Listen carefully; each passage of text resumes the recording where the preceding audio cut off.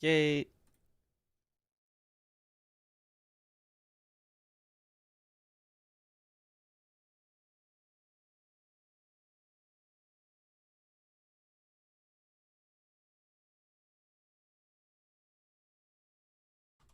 Brookthamac 2 was first.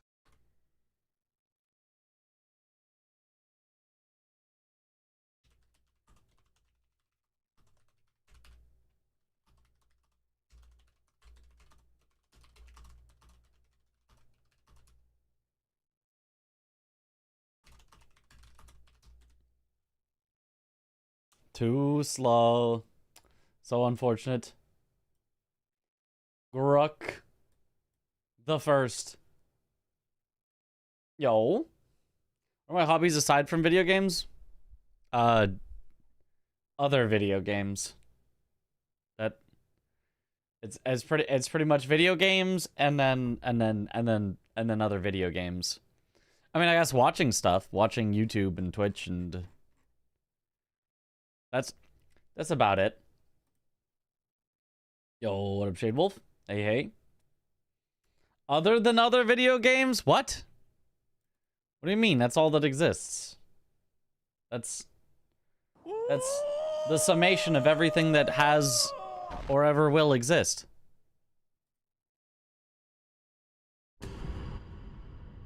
Let's see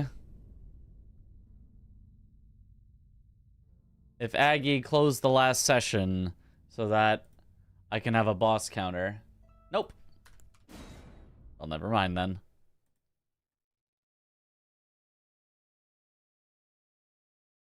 Your Destiny rating times will be lurking till we're done. All right. Exactly, Mitch. It's all video games. Yep.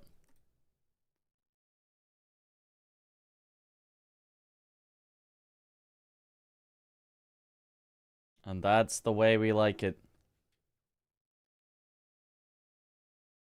We have a couch or just the four of us doing commentary? Just the four of us doing commentary is the plan. I think, if possible, getting one couch person could be helpful as, like, orchestrating. Like, look over here at this person's screen. You'll now see this. Look over here. Look over there. Look over there. Directing, you know, things. But, the current plan, and we have not practiced yet with commentary, is to just have the four of us. Hello. What up, Wazy? If he's funny and loves Elden Ring, he would absolutely do it. It's just, I would, you know, it's not about not having a person. It's about what do we want. And, technically, what they tell you is there are only 4 microphones. You can only have a maximum of 4 people with a microphone. If you have 2 runners, then you can only have up to 2 maximum couch. If you had 3 runners, you can have a maximum of 1 couch. And if you had 4 runners, then you could only have a couch if somebody wasn't mic'd up, is what they normally say. So it would be like, if we really want to, which I would have to convince everyone else, because I think everyone else wants to just have the 4 of us. But if I really want, if I convinced everyone else that we really want to have a couch, then we would also have to specifically request it and see if they would allow a 5th microphone, or somebody would have to not have a mic, which would be, you know, unfortunate for them. Yo, what up, Bobito?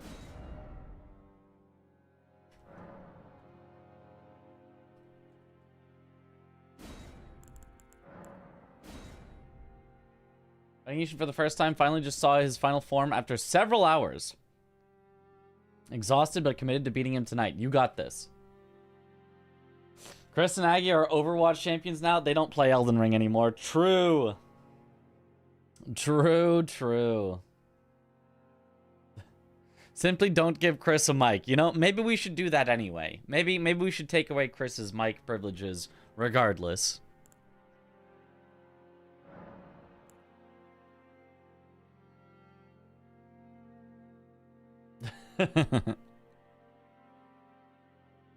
How long did it take me to beat Ishin on my first playthrough? A while for sure. I remember getting stuck. I couldn't tell you exactly how long, but definitely a while.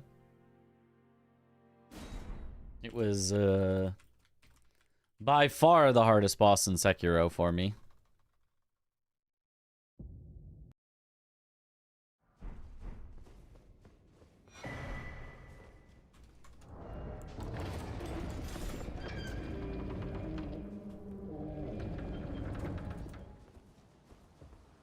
Each phase feels like an entirely new challenge. Yeah, except the last phase. The last phase is kind of the same as the second to last, but yep, basically.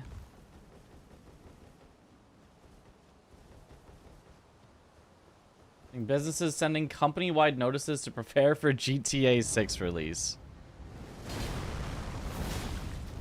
In the year 2028, when it actually releases.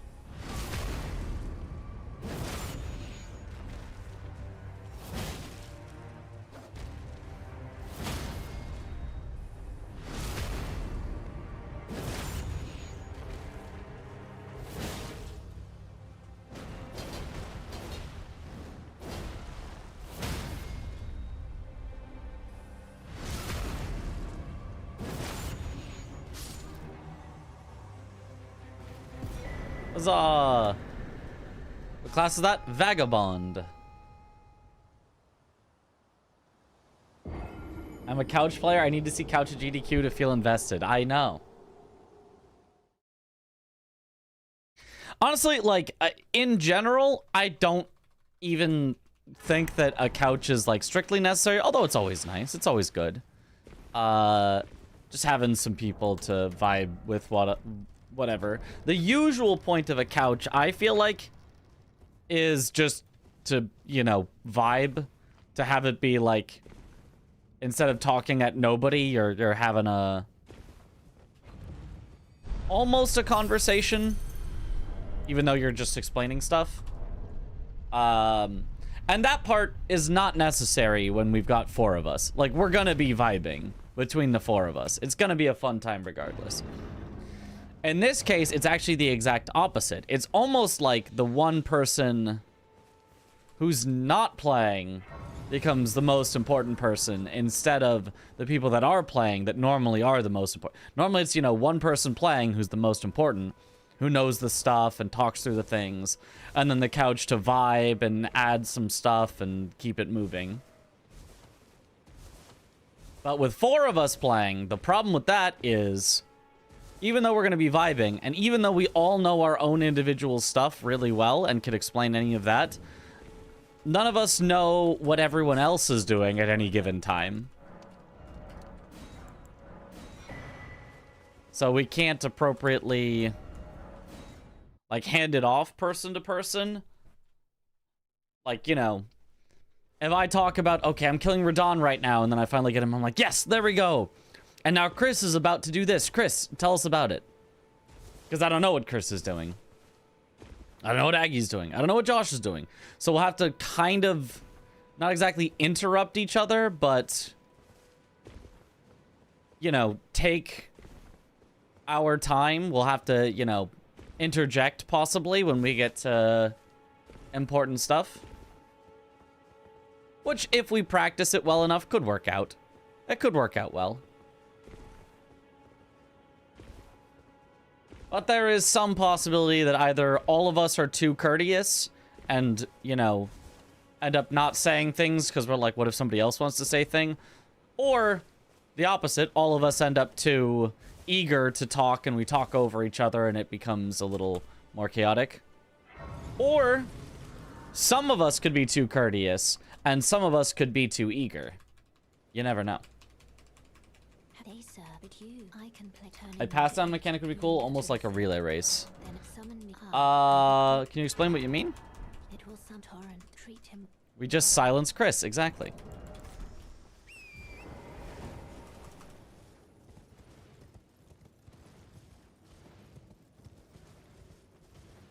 Like, kind of in the same way that the bingo commentary works, where you can commentate better on a bingo match if you're able to have all perspectives of where everyone is. Lesser extent to this one, because we're still just explaining things. It's not directly like hiding info from each other, but that same kind of thing where you can more easily direct, like, ooh, and now this person's about to head into this particularly tough fight. Let's see how they do.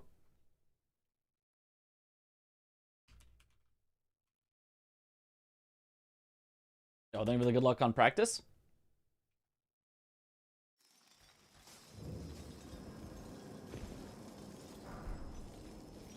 And yes, also so that runners can have time to concentrate. Which...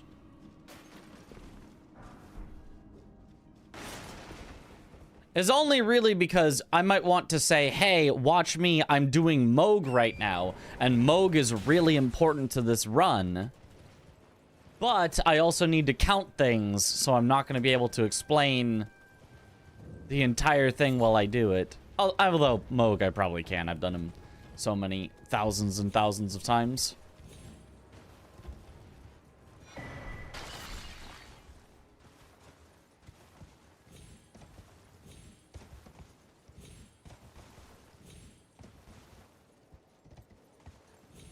Nice. But other bosses... honestly, maybe I could explain every boss as I do them. Since I've got so much practice in this run now. Maybe I should do that this time. Maybe I should try practicing some commentary as though I were solo. And then in a 4-person group, I can,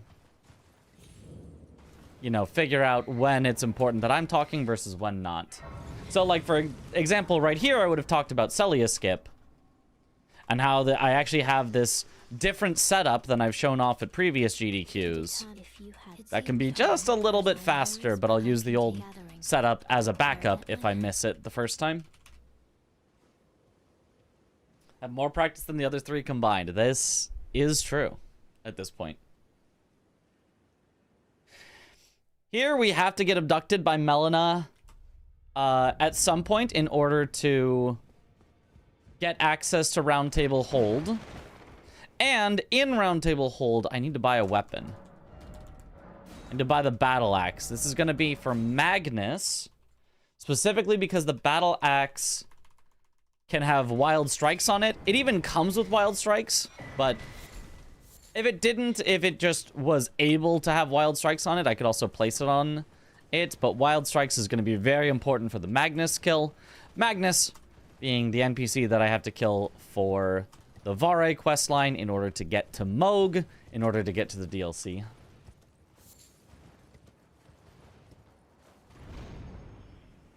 And the reason that I choose to let Melina take me to Round Table Hold right then is because I have to rest at some point after taking the Celia trap chest. Otherwise, I'm not allowed to warp. You get into a trapped state where you cannot warp until you have rested at a grace somewhere. So I choose to rest... well, so I have to rest in Caelid, and then I choose to let Melina take me away, because otherwise I would just have to say no to her now and yes to her later. So, might as well say yes now. Yo, good morning.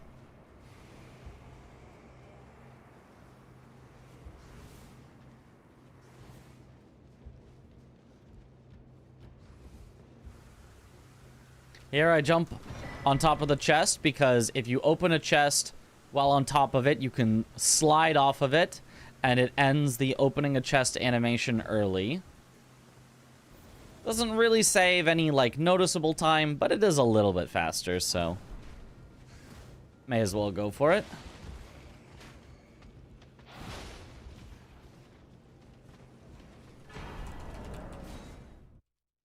Nice, gold. Learning, yep.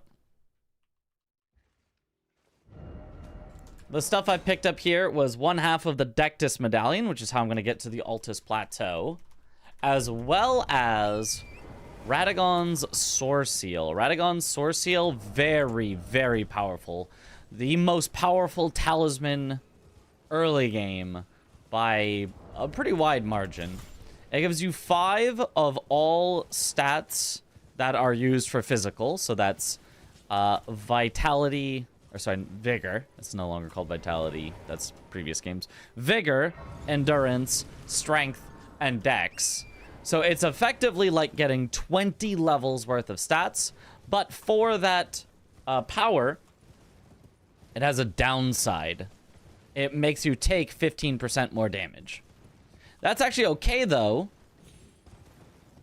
because the increased vigor that you get gets you more than 15% additional health, so you're actually more likely to survive while wearing it than you would be while not wearing it.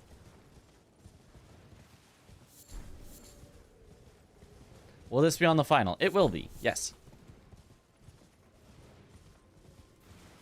Here, I'm going to a merchant to buy some stuff. More Sekiro bingo videos, those were peak. They were indeed, but Welcome. nobody wants to play in a full bingo league. Alright, so there I'm buying some fingers that will let me invade Magnus, again for the Vare questline. Some smithing stones, which will help me upgrade my weapon. And a shield, a small shield with parry on it. That will be used specifically for only the very final boss of the DLC.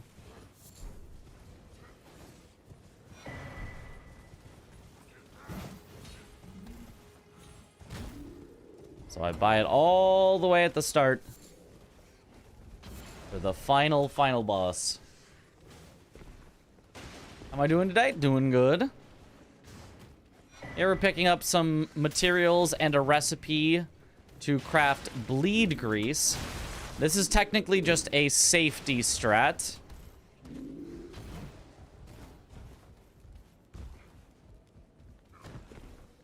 For the most part. Actually, that's not entirely true.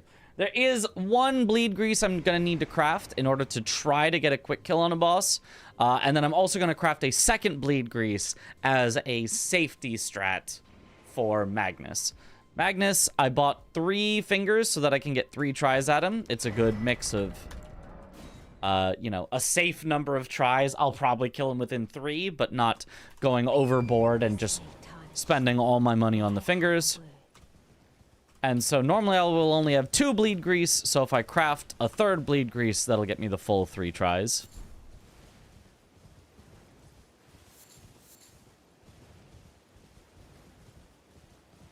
Once again, improved your PB. Congrats. Thank you. Well, my real PB is a 252, but I'll never beat that again, so I didn't save it as a PB.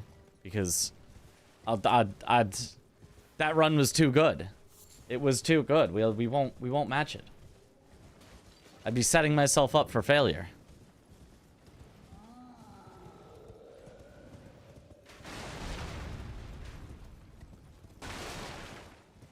$251 incoming. We'll see.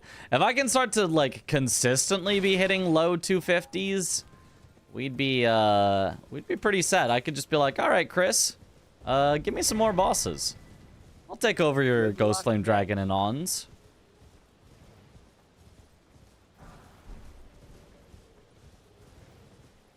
$250. I mean, if I could get sub 250, that would be truly wild. Here, I grab a stone sword key. This is actually just so that I can help out. There are certain bosses that are locked behind stone sword keys. And while those are all in the base game, and I'm going to be doing the DLC, if I have stone sword keys, and the base game players, which need to use a lot of stone sword keys to get to a lot of bosses, run out, then I can help them out with some of those bosses they don't have enough stone sword keys for.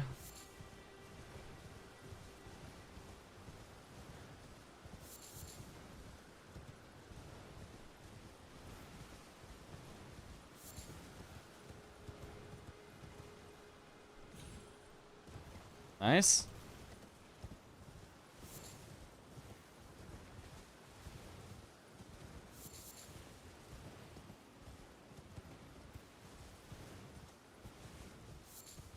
What does it mean by backup for AI limit? It means that the run is a backup run. It will only be selected if another run can't do the run.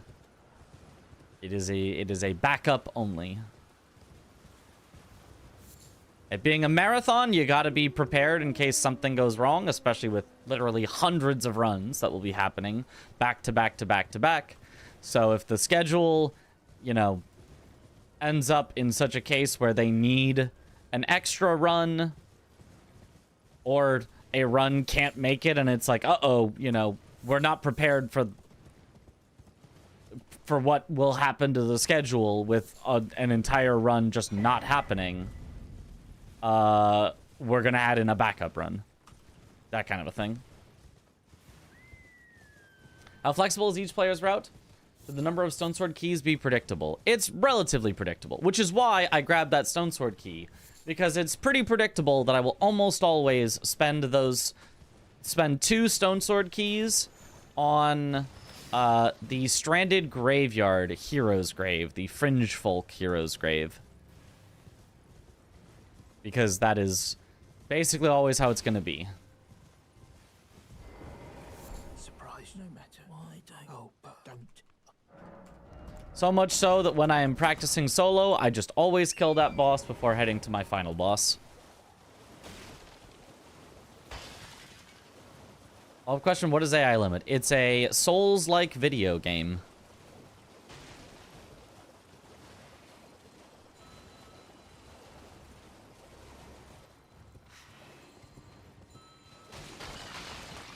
It's pretty fun. I would say an above average Souls-like. Kinda on the short, you know, end of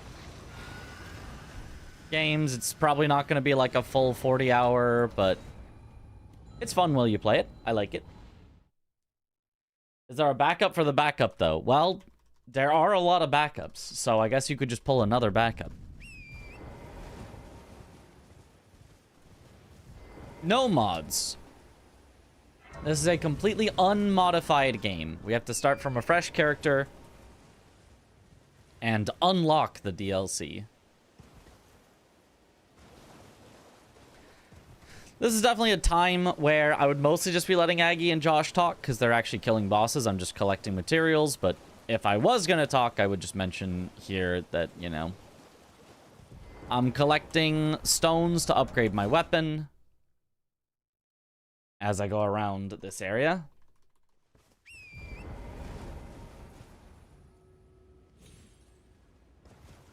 Where our total goal overall right now is to get to the Altus Plateau. Altus Plateau is where we're going to find Magnus. Magnus is the guy who has the Great Stars, which is the weapon we're going to use. He also completes the quest line to get to Mohg, so I'm going to kill him first to take his weapon and do the rest of the quest line with it, and use that to get to the DLC. Do all the unlocking DLC with that weapon that he has. How was it decided you do DLC? Do you like it more than them? Or did you lose a bet and have to do it? I chose to do the DLC because when we were originally planning it, this was around the time that I was doing DLC speedruns. So I was more familiar and comfortable with the DLC than others. Josh, for example, I think still has only played the DLC one time ever. So it wasn't going to be Josh. And then both Aggie and Chris were doing the base game side of Bingo. There was a split season of Bingo, DLC and base game. I was doing DLC. They were both doing base game. So it kind of just made more sense for the person who already kind of knows a lot of the DLC stuff to do the DLC stuff.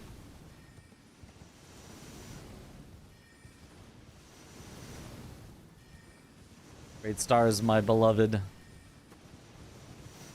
Classic Yosh. Classic Season 5 Bingo. I mean, both of them did also, I believe, participate in Season 4 of Bingo, which was DLC only. So it's not like either of them couldn't have done the DLC. And in fact, Chris is helping with the DLC, but... yeah, it was, the easiest, obvious call to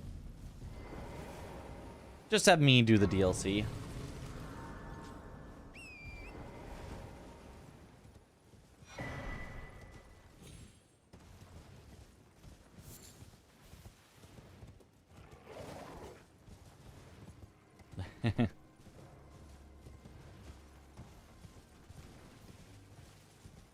I don't chat, but I really enjoy your content. Yo, thank you. Thank you, Kariko. Cam spinning. Was it a fast flip or a slow flip? There's a 50-50 chance you get a fast flip or you get a slow flip. If you love Great Stars so much, why don't you marry it? I mean, is that legal? Maybe I will.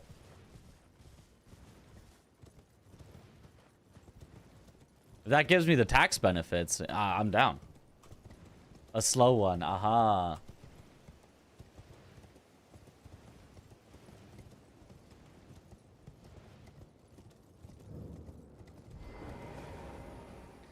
Alright, we finally made it to the Altus Plateau. The purpose of our gathering.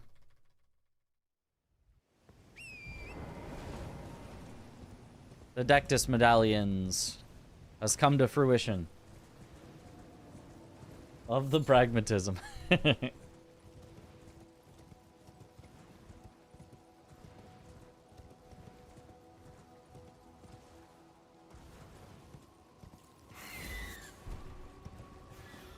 I grabbed that string specifically so I can make drawstring bleed grease. The benefit of drawstring bleed grease instead of regular bleed grease is that you can apply it faster. I think it actually does more buildup per hit, but it does last less time. So you'd really only want to use it if you just need one quick bleed in order to finish off a boss, which is exactly what we're going to need for a hopefully quick kill one cycle on Mohg.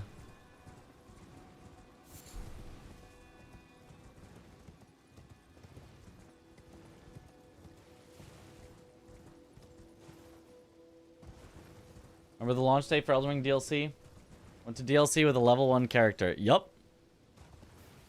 And I beat the whole DLC with that character. I mean, he didn't stay at level 1, but definitely started there. Level 1, no armor. Club only.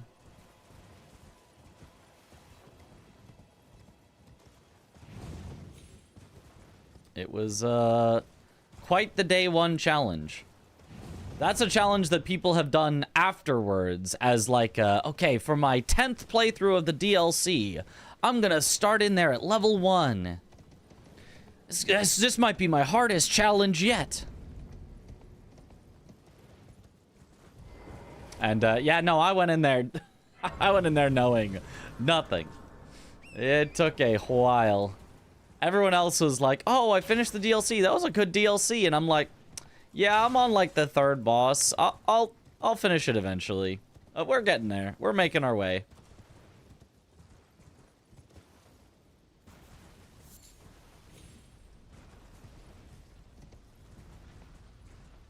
Time was so good. What timing?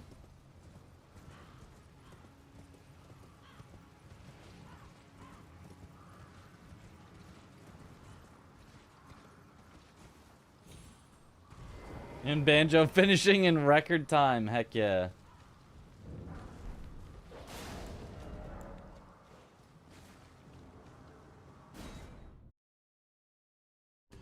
I resumed the moment I was doing my impression.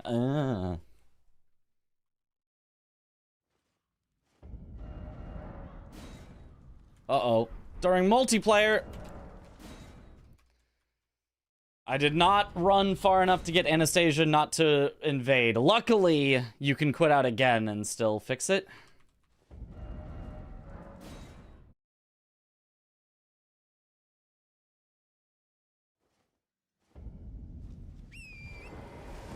-3 seconds? No, it's like a full 10 seconds or something for having to do a full extra quit out, but whatever.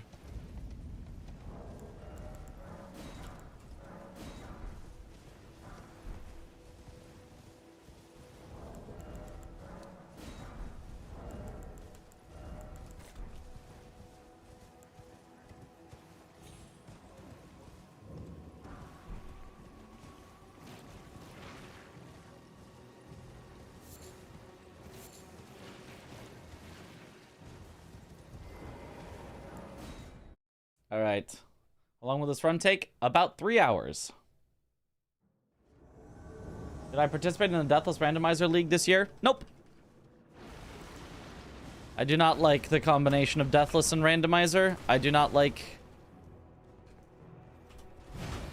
my success or failure being determined primarily by random forces beyond my control.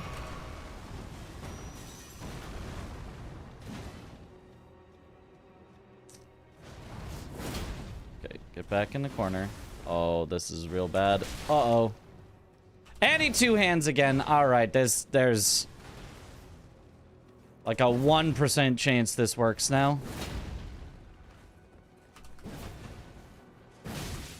Maybe not 1%. It probably was like a 20% or 30%, but it worked. I exaggerated for dramatic effect.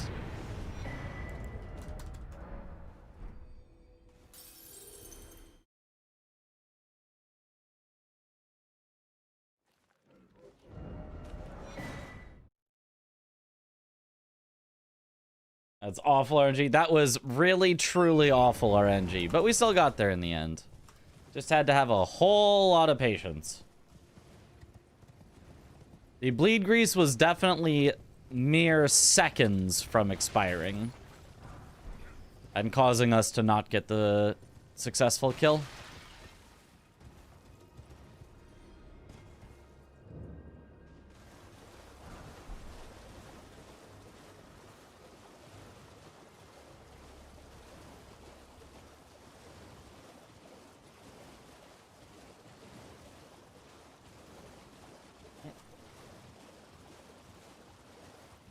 We need Wahoo.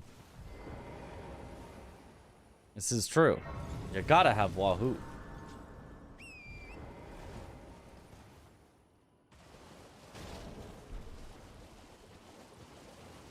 I feel like there's something I normally do there while riding, but can't remember. Oh well.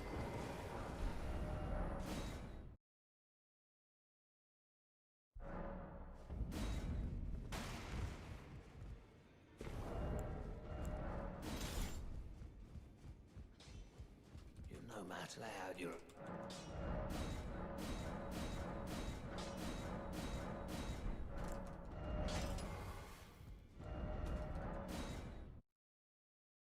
Gold? Okay. We'll take gold.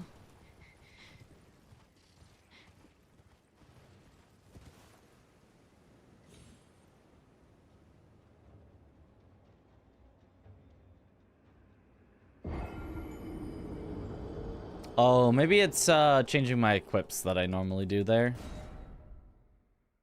Could be. You skip it a grace.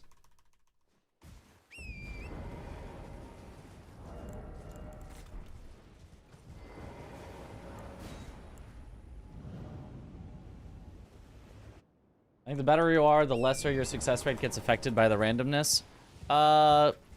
That's true, but it's never 0. The previous Deathless Randomizer League, I played good, and my success was heavily impacted by the randomness. I did not make it into the tournament rounds at all because I got completely screwed over by randomness on 5, 6. Too many of the qualifier seeds.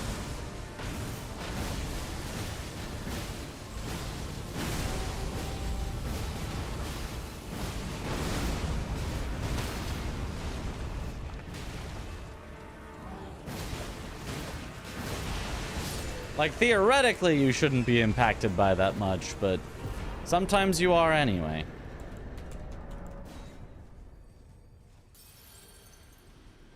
Just a bunch of genuinely unwinnable scenarios that occurred to me, and occurred to many others.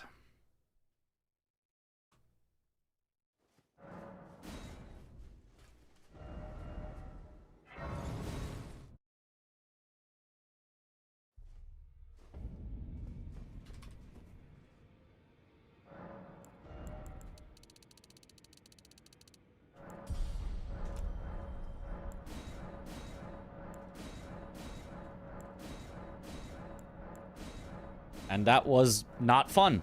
I hated the first Deathless Randomizer League. Did not have any fun in it whatsoever, so I was like, I'm not doing that again. I would rather do anything else. Anchor until it would drag across far, but the so brave seek to become lethal.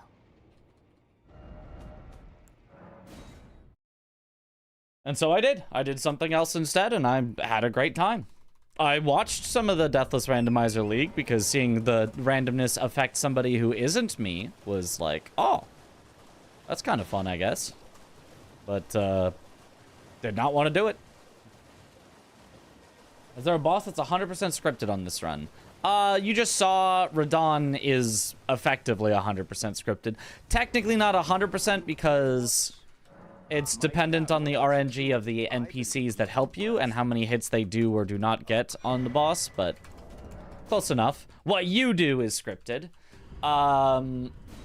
Hippo is a 50-50 on his opening attack, but no matter which opening attack he does, you can still kill him quickly.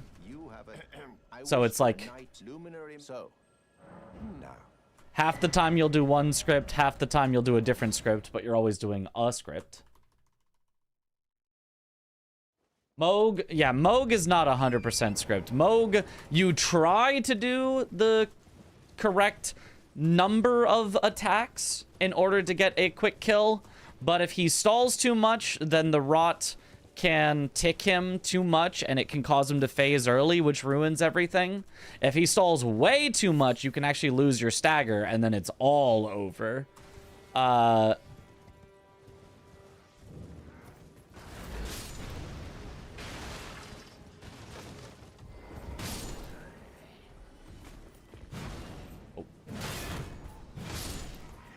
Okay, now they're all gonna need to die in order for me to get the quit out, I think, because they all saw me, which normally they do not.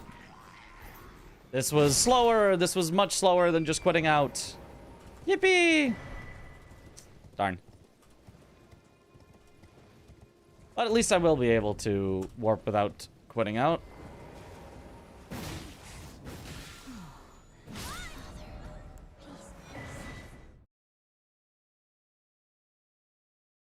You ever just no-clipped around on Elden Ring to see different areas and out of bounds?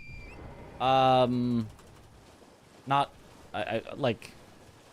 I have no-clipped in Elden Ring. I have looked at specific places. I guess not just, like, fly around the whole world. What do you get for winning? The Deathless Randomizer League? Nothing. You get a sense of pride and accomplishment. And with this, a knight. Now, this... Commentary for DRL was very enjoyable. Thank you. And very fun to do. Oh, good heavens. Clench your teeth or something. Clench your teeth or something. Which is what you have.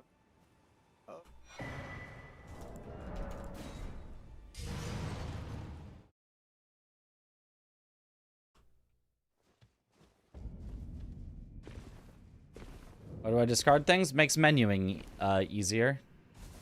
Well.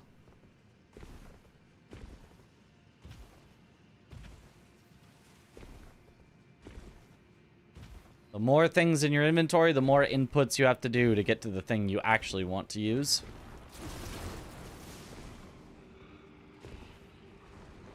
I don't swap around my weapon or shield too much, but I do at the very end of the game. And I have nothing else to do while Vare is doing the Vare thing, so I might as well delete stuff to make menuing easier.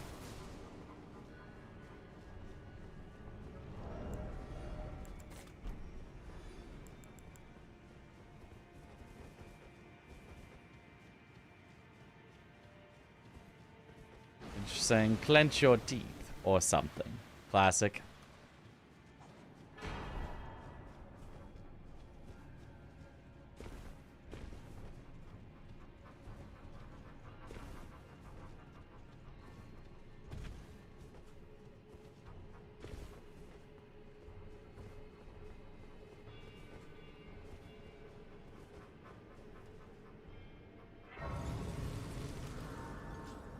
Treasure in the Souls community, thanks for your hard work and knowledge. Yo, thank you.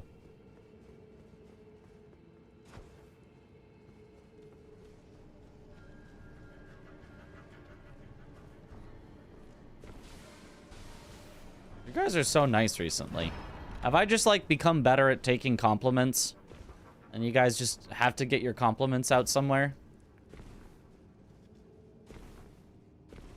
And you can't compliment Chris. That wouldn't work at all.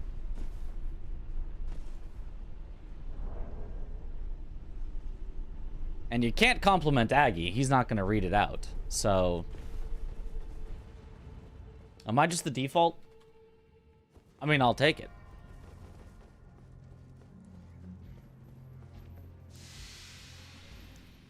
All right.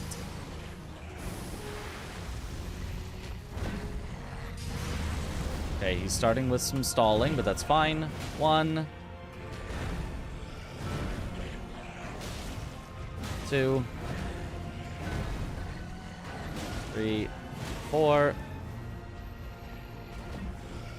5, 6. This sucks. Of course, he does his phase transition in the Blood Rain.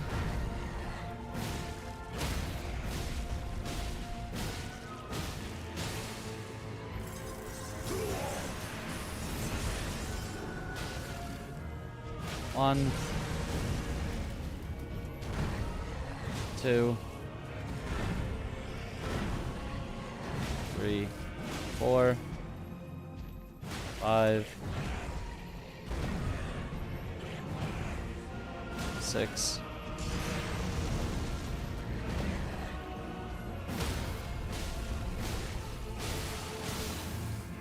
Okay, this should be a 1 cycle.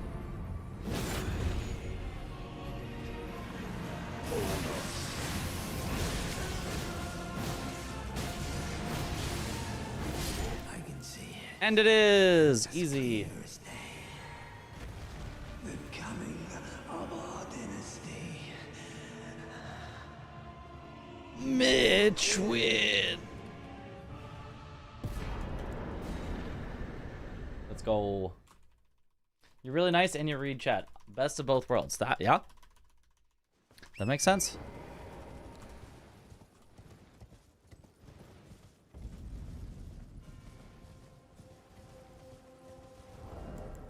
Still losing slight bits of time against a previous run, though. Because it had an even better 1 cycle where he didn't stall as much. We're finally in the DLC. Percent raw input percent. Percent raw input percent. Mugflub, thank you for the sub. Welcome to the bunch. Enjoy the emotes. Oh, come on. That jump is a little tricky. You have to do it right from the edge to make it.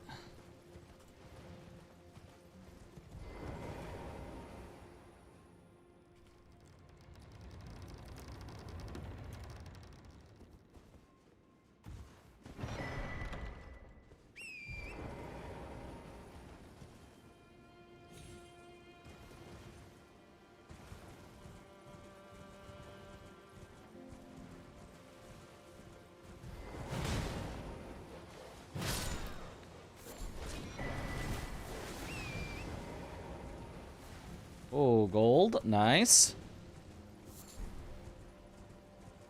Should you poop walk on a first date? Of course. It's like a mating ritual. You do that and she's gonna be so impressed.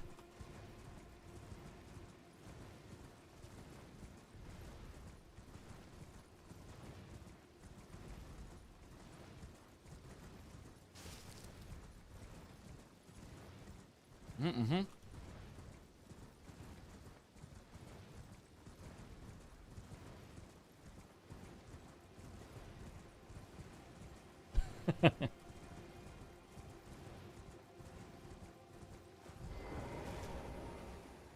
Slightly over torrented that one, but acceptable. Tabbed out of chat and everyone was being nice. Tab back in, you see poop walking. Yep. The duality of chat.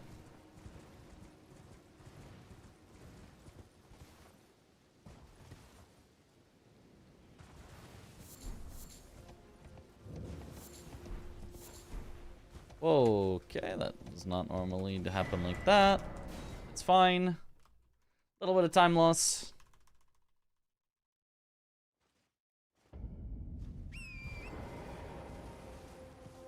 Alright. And now I'm holding on to these 420,000 runes for a real long time. I'm also considering, and I think it makes sense, I'm gonna skip the runes, the 50,000 runes by the Fire Knight, which should save me like 5 seconds or something picking them up. Because I just don't think 50,000 runes is that worth it. I don't think I will be starved of levels without them.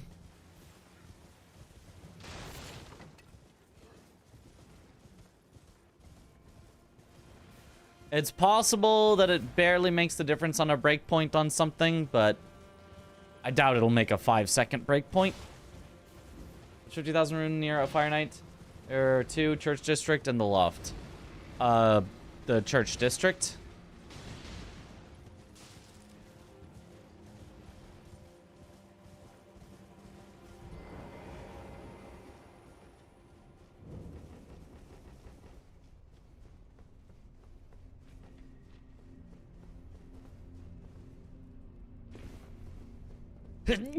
Excuse me. Whew.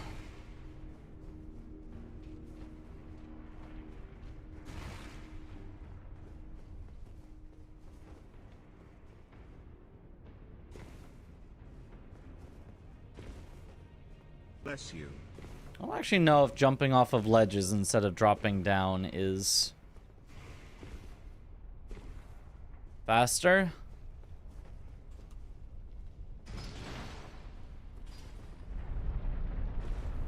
Will there be an Elden Ring Archipelago in the future? In the far future, yes. It's being worked on, but that's for the tech wizards, the people that know how to code to work on. That is not a, oh yeah, we'll do that. That sounds like fun. That's a, yeah, we've been planning to do that forever, but it doesn't exist yet. Somebody has to make the archipelago. So it'll be a lot of fun when it exists though. Gold.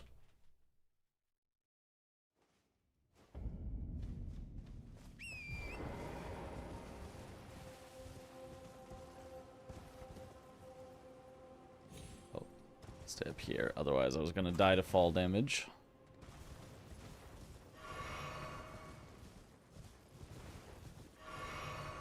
I'll double heal to keep Torrent healthier. But Archie was in the works for some time this year. I mean, hopefully. I don't know that they can exactly predict when it will be done. Because if it was as simple as like, oh yeah, there's a thing that we know we need to do, and it's definitely just this one thing, and it will definitely just take this long, then I feel like they kind of would have just done it.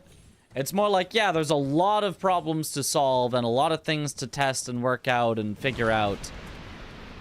And I don't have time to do it now, but hopefully I'll have time to do it later type thing. But when they do have time to do it later, that's still no guarantee that it'll just suddenly work.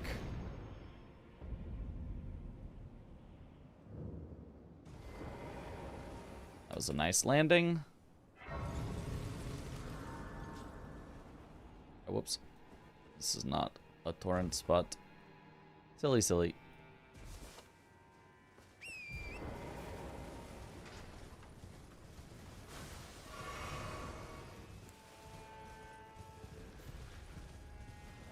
The spring riddle feels so awkward. Oh, that you have to break a rock? Kinda. It was not particularly an exciting puzzle or anything in the DLC.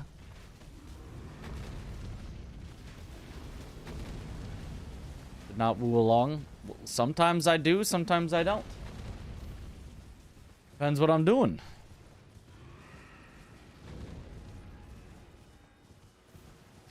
A man is entitled to woo when he wants, and not woo when he does not want.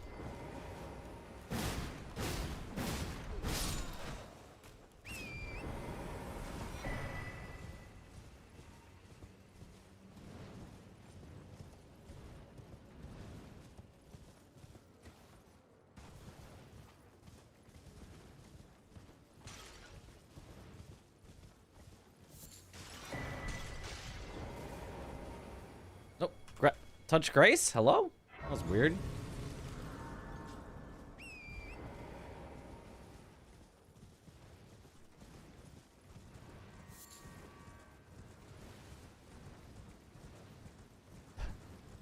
About the opposite of wooing, weeing when you want? Well, not in public. You get arrested for that.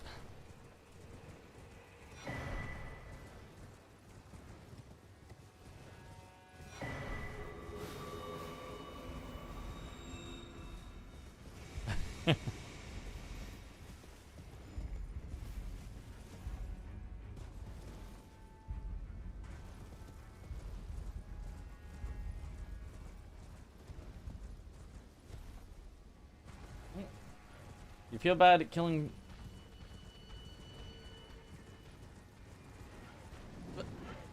I'm not... I think... What? Okay, I understand now what you're getting at, but I'm not reading that sentence out loud.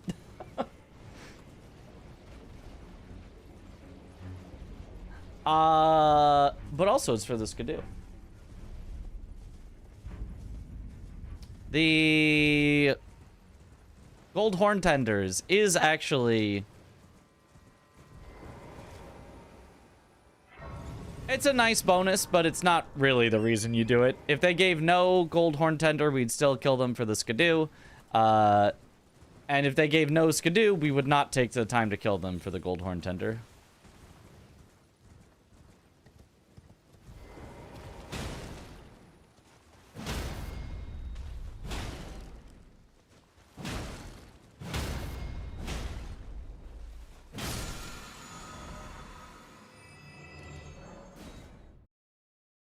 Gold.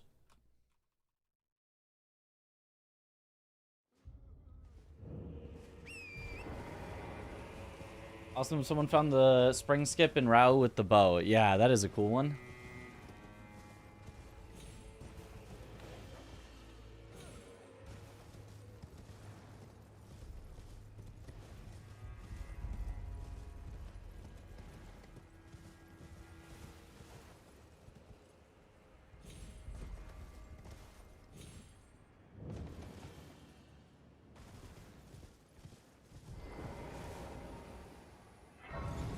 Nice.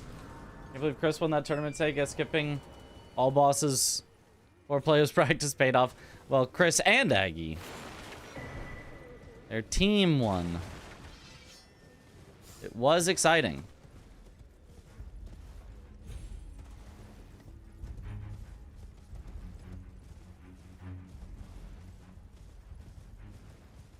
In general, it's really cool when, you know, they have those like type of tournaments with other communities and people that don't normally play.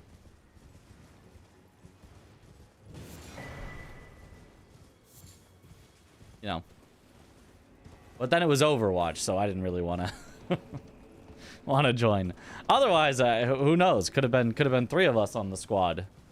It was a game that was not Overwatch.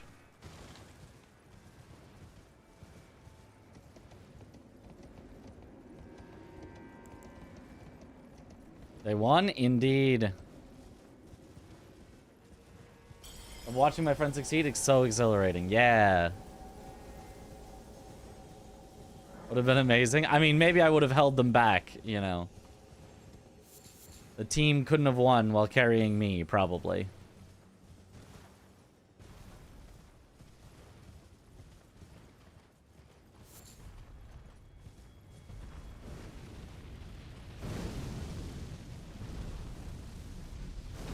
It doesn't feel like I want to play Overwatch, but then I regret it. Yeah.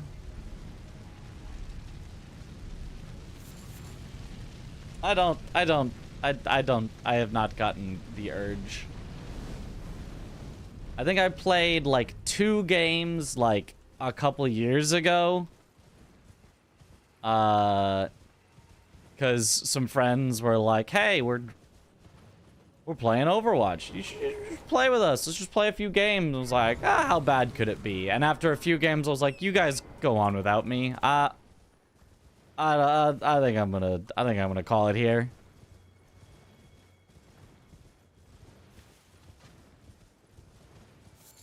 It was not a game for me. I have also played it some way back in the early beta.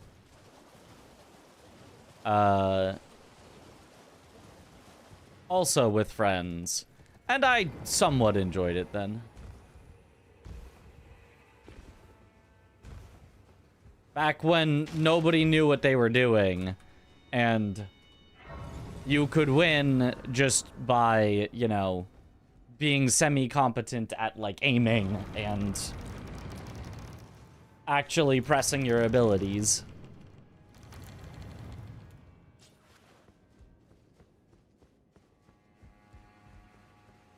And open loot boxes to get really hooked. Oh, not the loot boxes.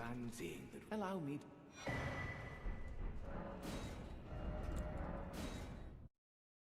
Gold.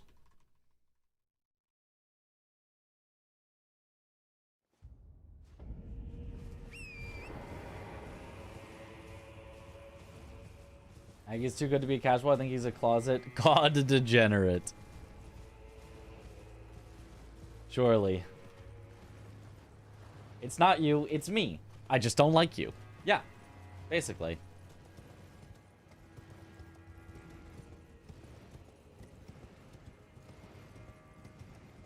I think Aggie said he got Diamond back in the day on Overwatch. Yeah, that makes sense.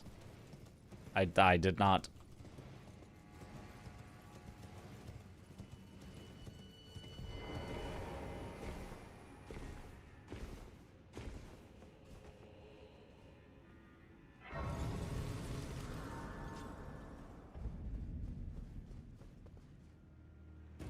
Overwatch, more like I want my experience of watching this to be over already. Got him.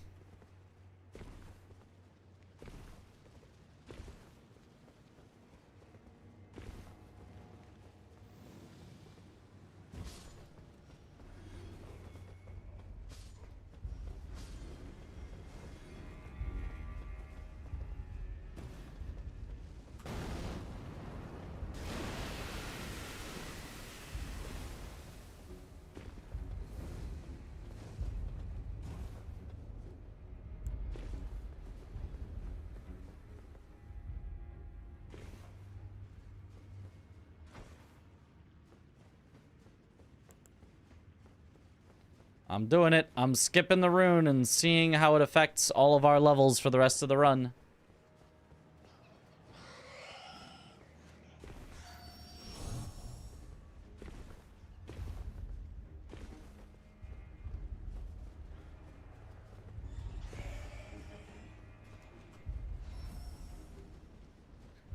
Okay, bats were nice.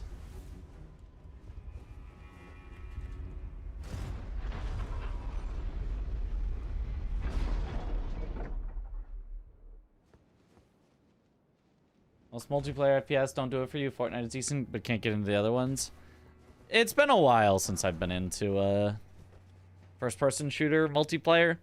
I mean, back in the day, though, in the days of Halo 2, Call of Duty Modern Warfare 1, into Halo 3, Call of Duty Modern Warfare 2. Those were the days. Those were the days.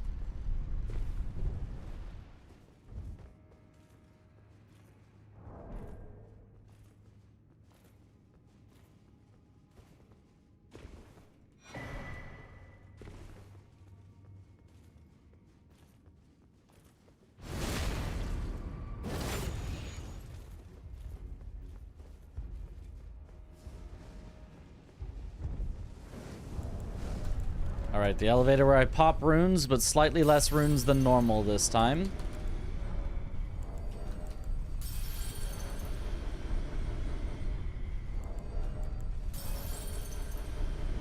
My favorite streamer ever since last bingo season, when you constantly answered you in chat.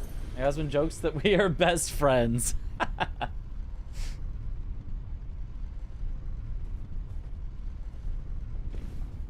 Well, we are, aren't we?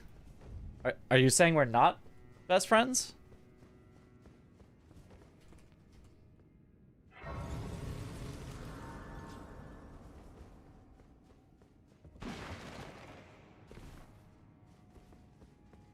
Everyone's best friends, yeah.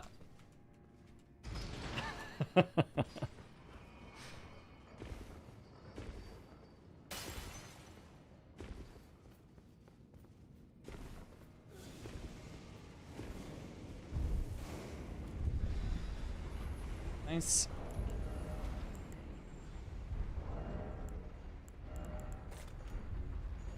Might as well equip that, I guess.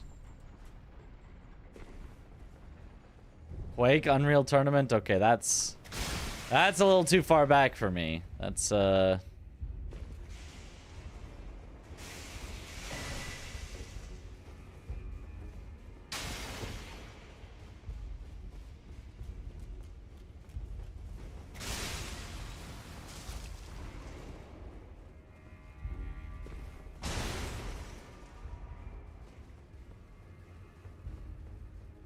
definitely best friends, but I need a Midra race from you. Okay, well, I'm racing to Midra right now.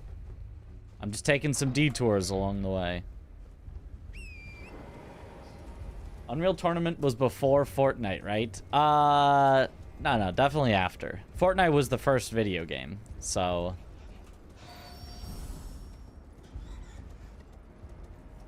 Is your best friend in the Souls community? Like, actually, genuinely?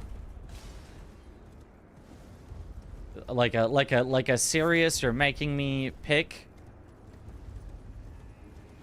the one and only?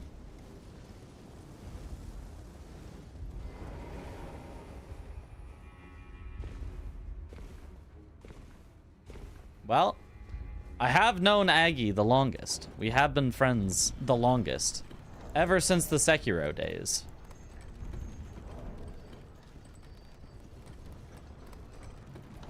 So obviously it's Chris. The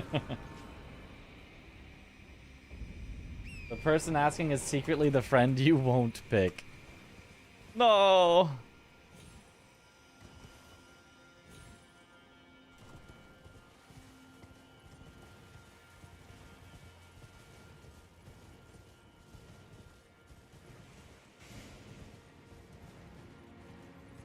Yeah.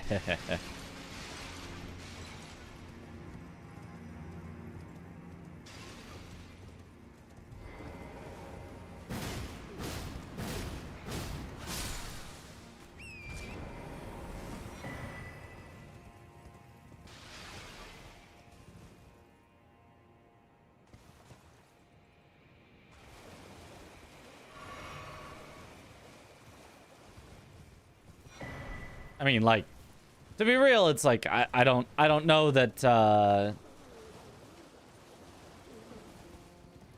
don't know that there is a best friend so much as just we're all friends, you know?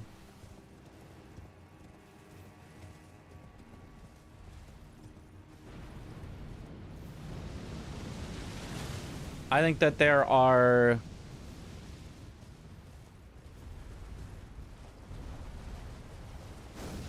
different friends that I would choose to hang out with depending on the different, you know, circumstances or events. I don't think there is a particular person that I'm like, yeah, so I'm friends with only this person, and then I'm just kind of not, you're not, but just kind of tangentially friends with everyone else. We're just a big friend group.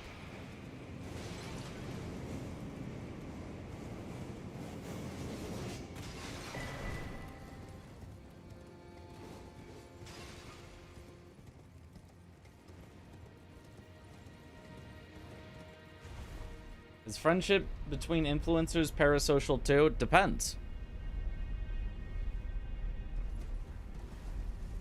It can be.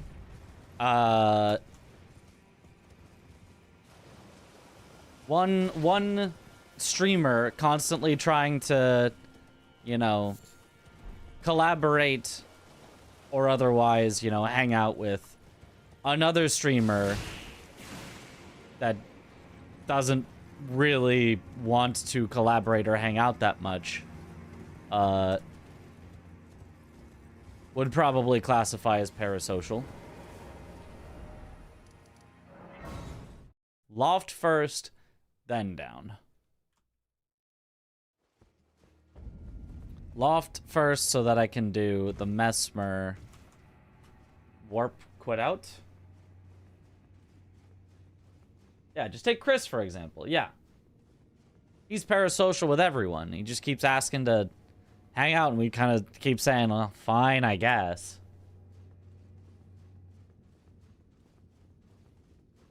That's when Status felt validated for you when you learned you used to be a teacher. Also, first grade teacher. Ah, so best friends forever status acquired. Also, can we give Chris detention? He's always in detention, but he keeps sneaking out. We assign him more detention, but it doesn't work if you won't stay there.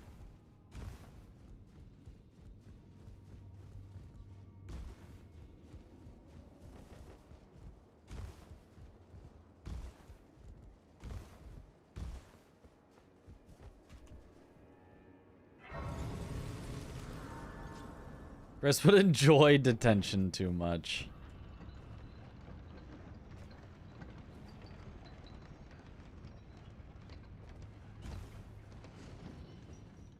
Flight Music redeemed a coin flip and chooses heads.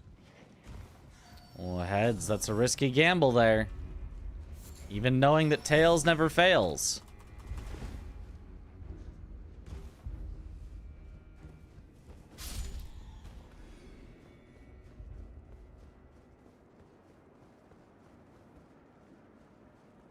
It's almost too late on the crouch.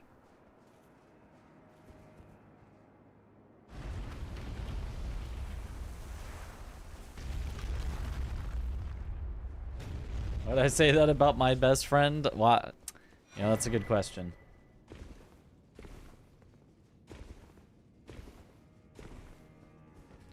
It's your birthday, so it has to be heads? Oops. I forgot to open the door. I'm gonna go back and open the door to...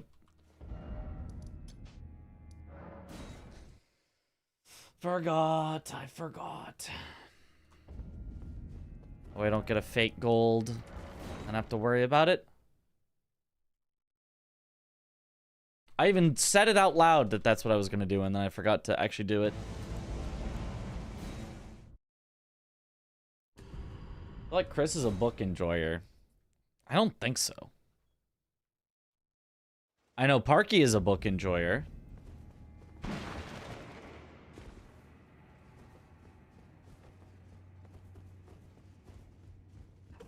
Okay, after this, it's Horn Scent, upgrades.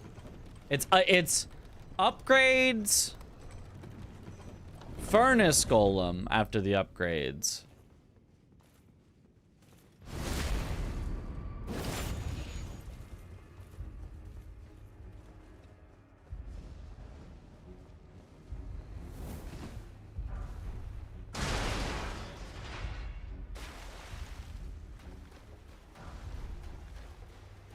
Because that way I get to actually do the things. Then it's the Putrid Avatar.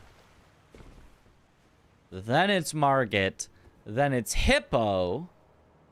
Then it's Chief Bloodfiend. Then it's Gaius. Then it's Rakshasa. Then it's Dane.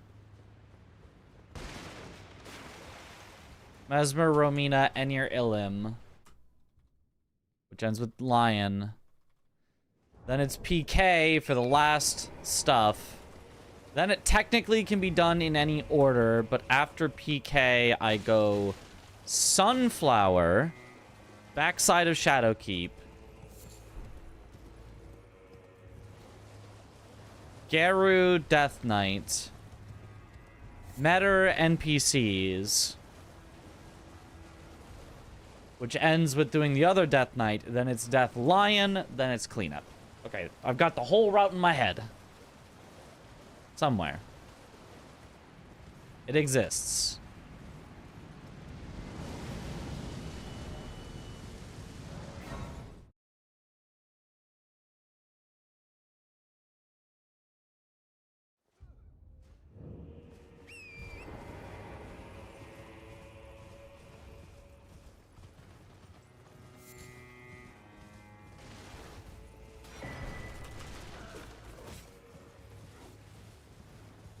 Okay.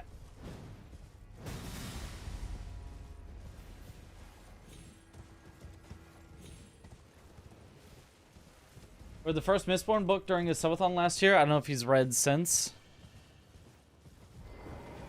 Upraise to you, I must uphold then and sure. Do you presume us allies?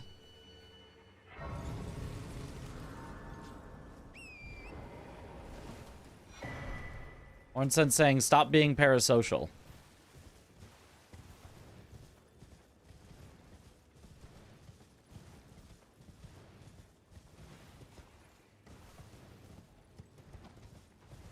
Going to one of those Japanese places today where they cook in front of you and do tricks. Ah, cool.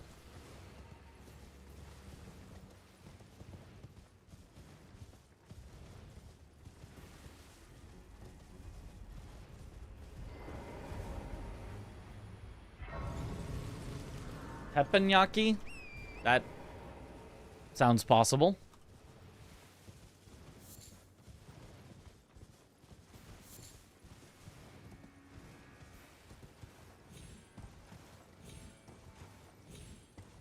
Ha. The result Nice. is Tails. Yeah, see, I told you, Tails never fails.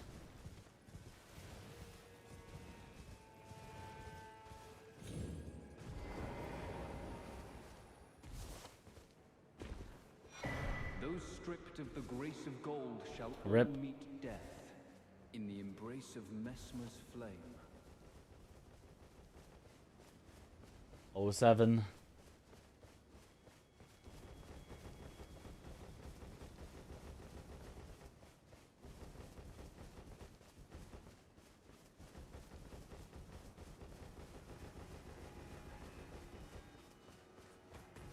Birthday luck isn't real.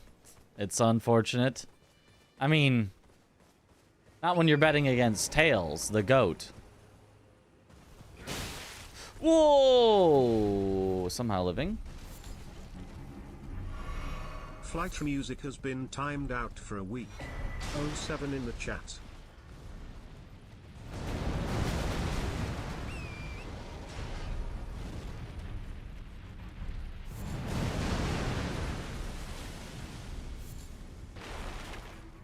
Oh, 07. You will be missed.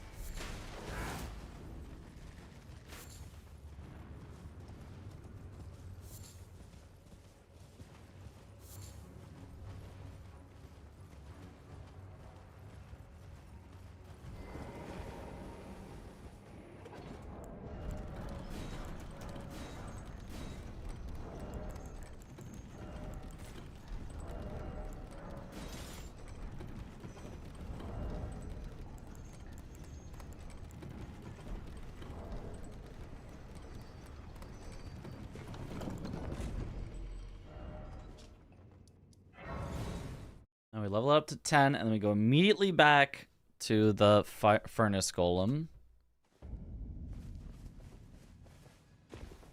I presume. I am an old soul. I am an old.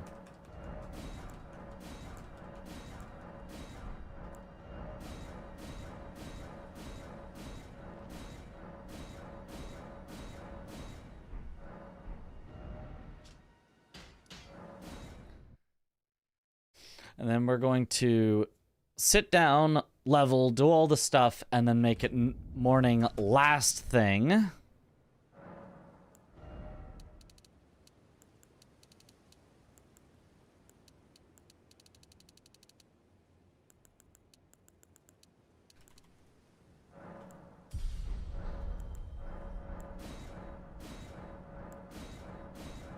Also equip spell.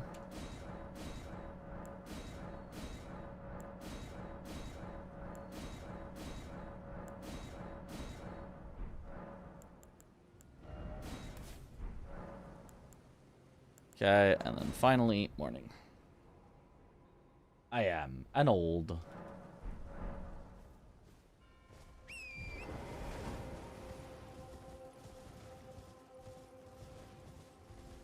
Okay, so then... I guess I just go back after this to Round Table Hold. I suppose technically this means I could have gone to Round Table Hold first. It wouldn't have affected it.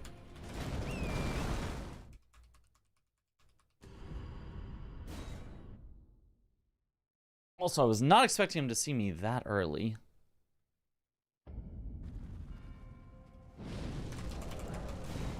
Unlucky. Please don't have spent my pot. I need my hefty pot, please. It did spend, unluck. Okay, this'll work.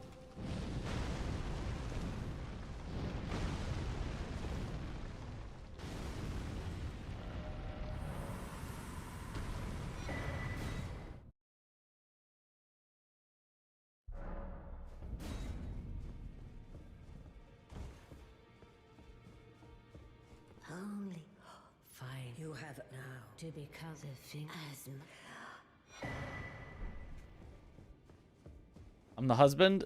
Introduced her to Elden Ring, and now she beats you in Eldendal. Your watch has ended. Finally, my watch has ended.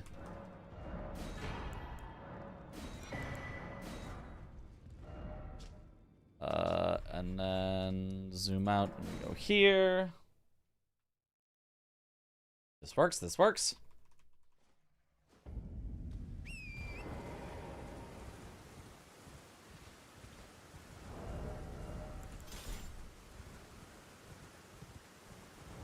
Honestly, this works.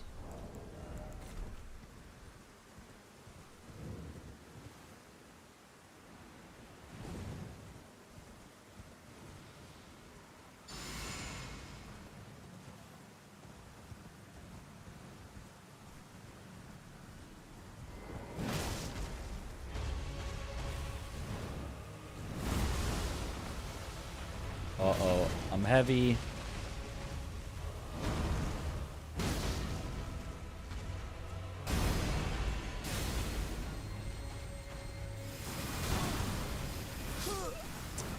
That sucks. I was doing the run sideways and I just got clipped by one.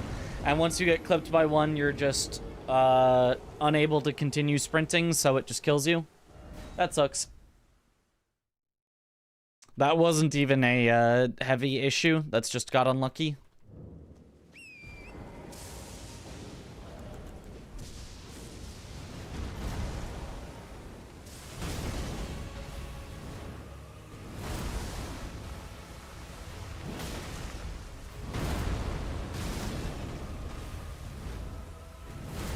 We just got the bad attack and then got unlucky on top of it.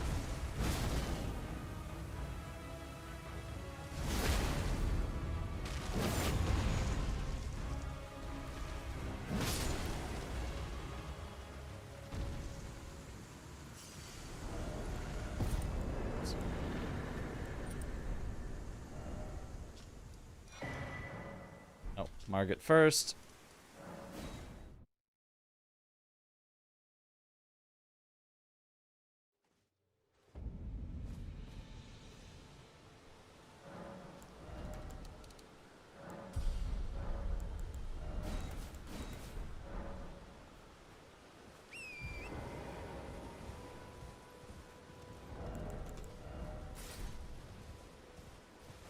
Okay, did make the difference that I couldn't have the gloves equipped on the Erdtree avatar by skipping the 50k, which isn't a big deal.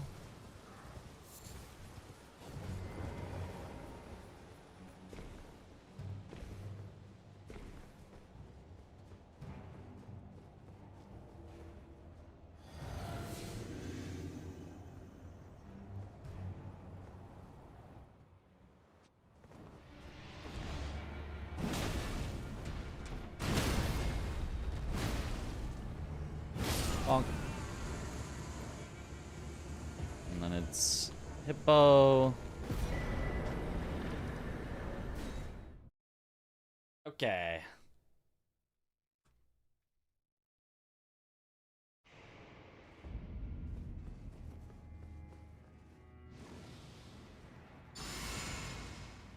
This is a speed run, yes. This is not a bingo.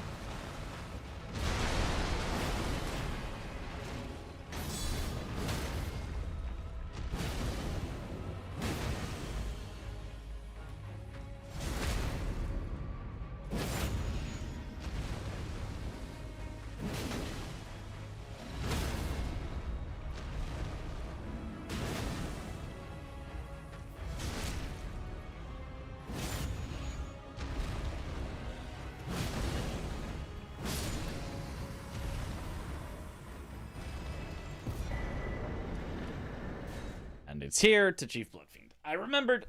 Okay, in the green. How much of your speedrunning is you experimenting yourself versus using ideas or tricks that the community has collectively learned? Depends on the speedrun. A speedrun like this, it's like 50-50 probably.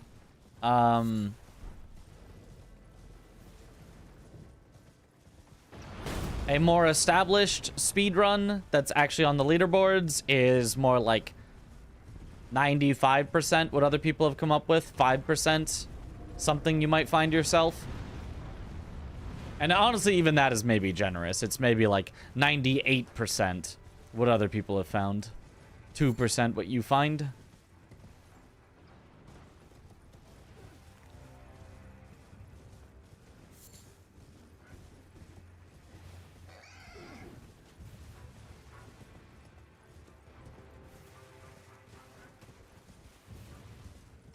Because, you know, if 50 people have run it, you know, the likelihood that you have found something better than what all 50 previous people have found is just pretty small. Now, if you just don't enjoy that, if you don't want to go for world record, you could do 100% things that, you know, you just like. You do not have to go for the world record and do all the fastest strats, but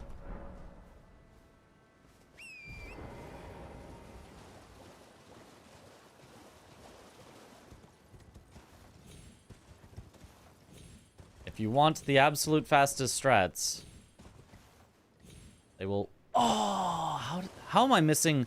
That's like the easiest part of the entire thing, and I've missed it like 3 times in a row now. Going for this skip in a run.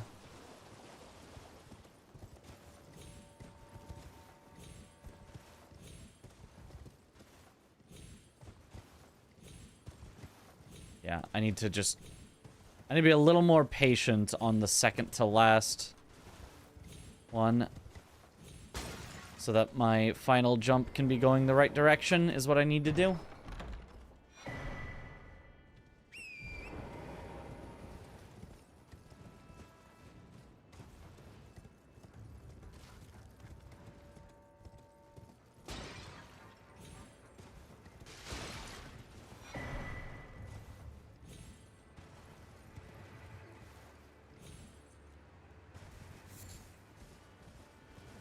That being said, do you look for good speedrun techniques at the get-go, or do you prefer to play a game as intended first? Oh, first playthrough? It's always just, I'm just playing the game.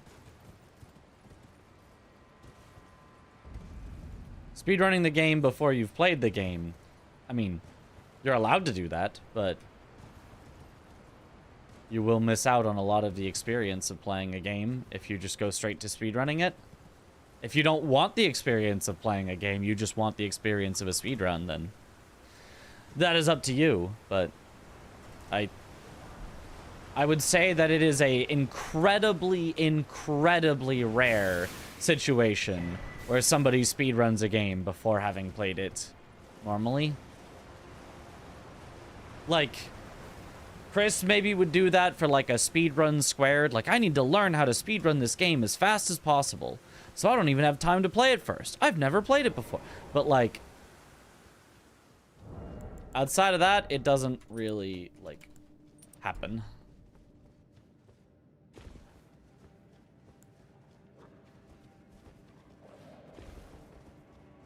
And something like get to work? Yeah.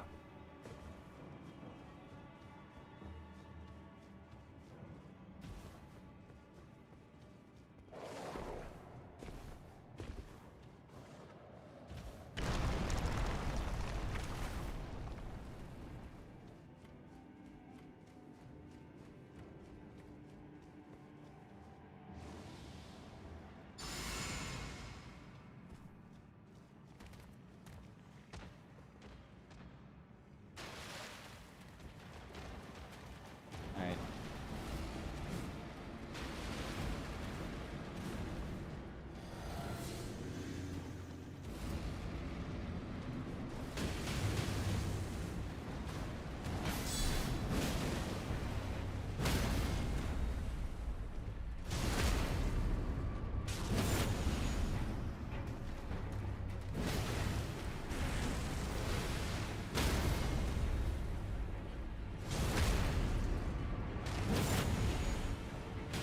Hey, don't knee heal me from outside of the arena. That was a good fight, but getting knee healed from outside the arena was a little scary.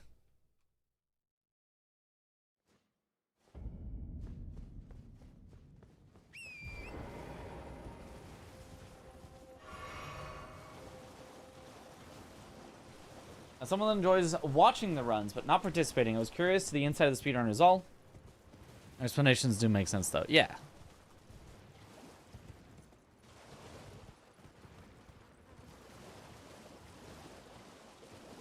Generally, the way, like, committing to speedrunning a game is, like, a commitment. It's generally something that you'll do because you're, like, sure that you want to speedrun the game. And one way to make yourself more sure that you want to speedrun a game is to play it first.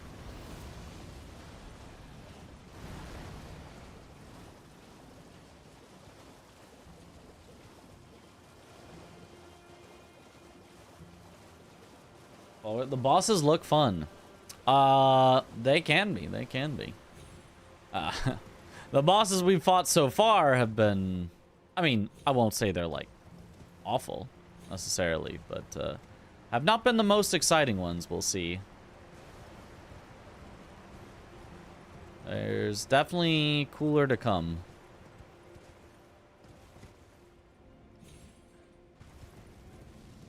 Nice.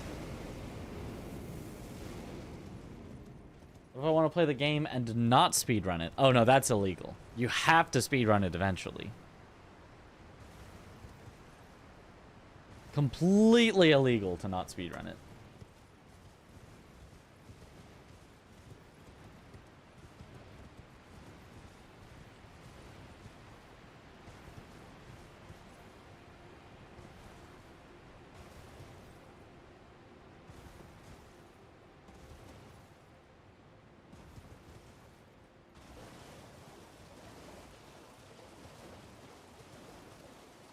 Surely you know you're gonna speedrun the next From Slop game. Well, I can't speedrun Duskbloods. You can't. It's a PvP game, so I can't speedrun it. So actually, I know that I won't speedrun the next FromSoft game because it will not be speedrunnable.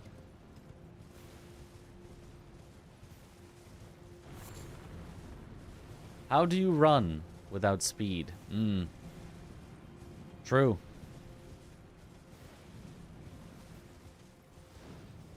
Do you not need speed for it to be a run?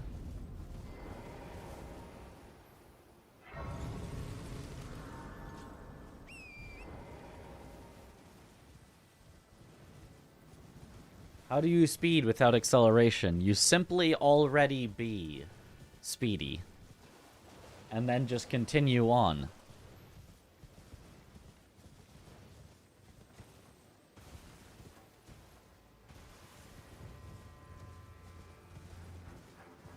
Jog running, where you finish the game at a sensible time.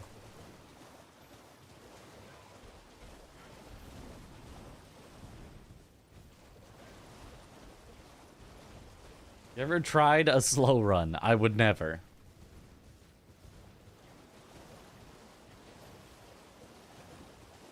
The most average completion time. What would that be for Elden Ring? Like 100 hours?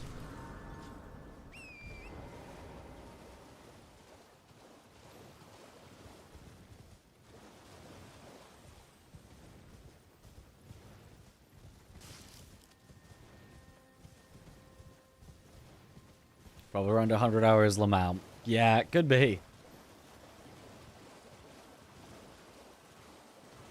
Oh, that's not even including DLC. Wait. With DLC, maybe like 150?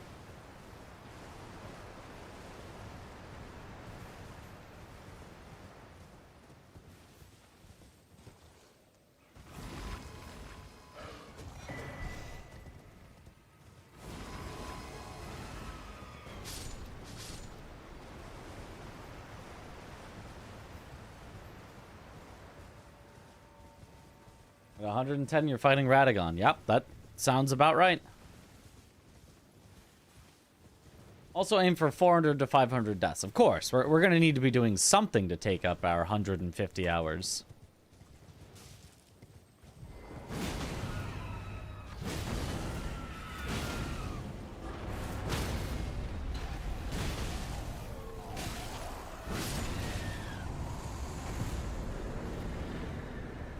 Gaius? No. Gaius. Okay, I remembered.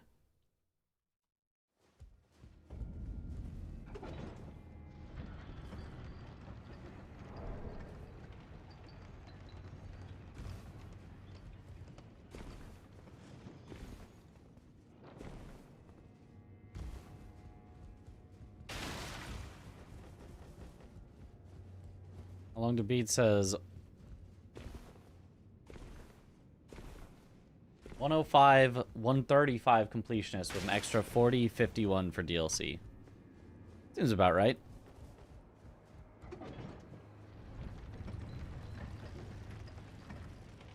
Did you get all achievements in Steam? I think I do.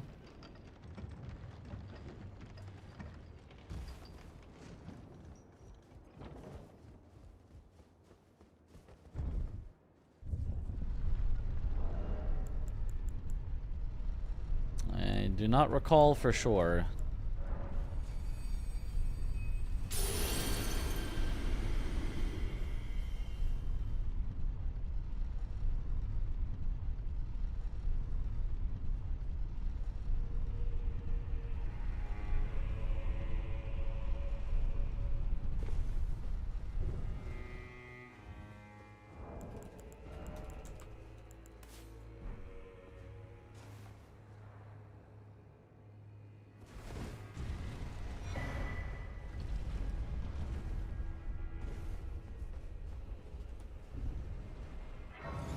Gaius is... I shouldn't have looked at it, but I said it before, is Rakshasa.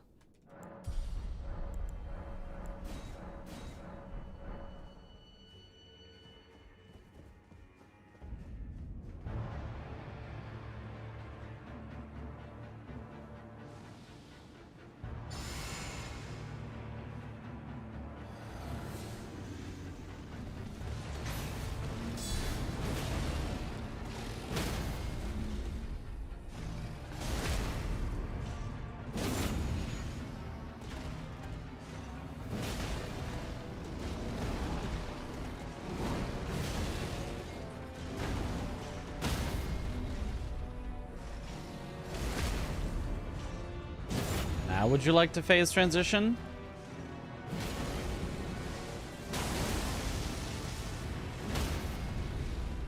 That's what I thought.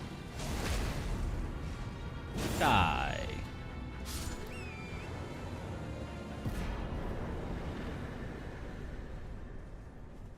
Alright.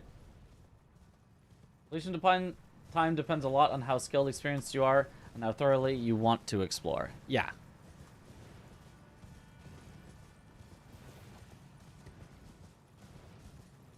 You can be terrible at the game.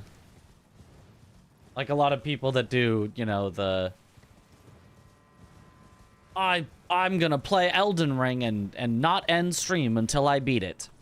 But if also you're just like, okay, chat, take me to the next thing, to the next important thing, and I'm just gonna go and I'm gonna beat it, and then I'm gonna end the game, then you can still also save a lot of time and get it done in not too long.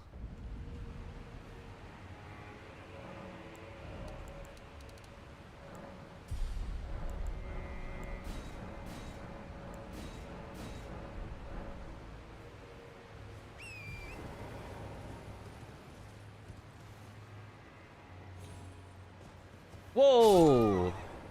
Yeah. Flipping off that was definitely not ever going to land properly. I will not unstream until I beat Sekiro, then you cheese Xenoblade Hatred. That... Can I say that I kind of hate the usage of the word cheese that people use? Because they use it both to mean literal glitches that instant kill bosses, but also, hey, you like attacked the enemy while their back was turned, and then because you attacked them while their back was turned, they couldn't turn to face you. You cheesed them. And like putting those in the same category is like is so weird.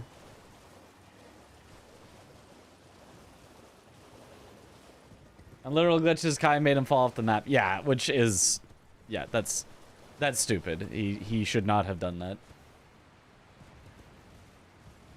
Nobody should do that on a first playthrough. Just robbing yourself of a experience for no reason.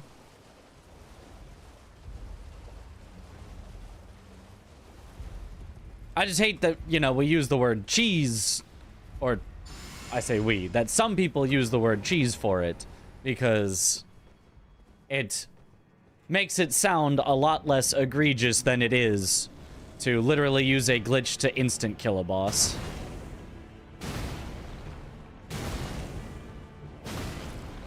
Oh, are we gonna have the lucky full stagger Rakshasa? Nope, spoke too soon.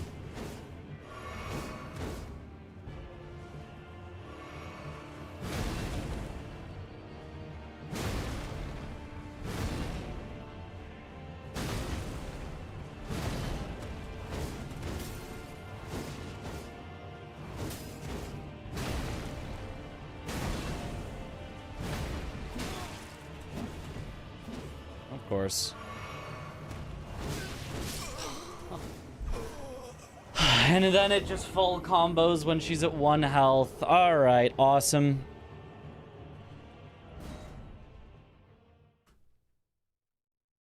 Like this I'm okay with calling a cheese.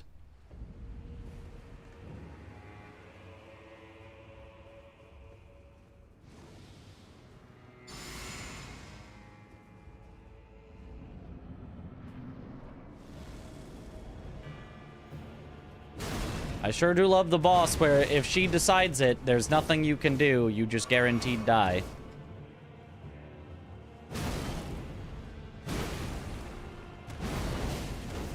Oh, cool. Again.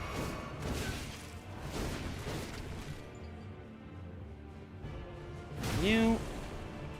Stop.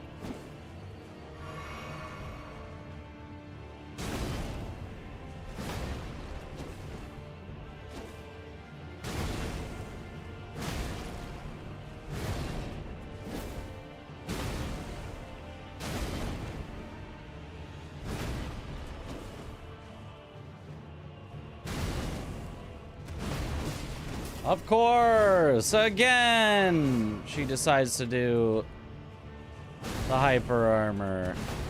Again!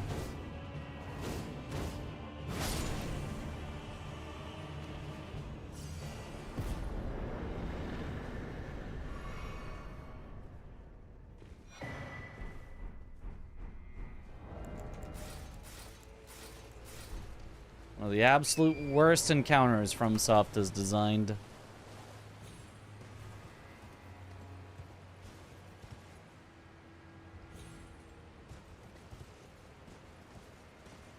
Rock Slopsa.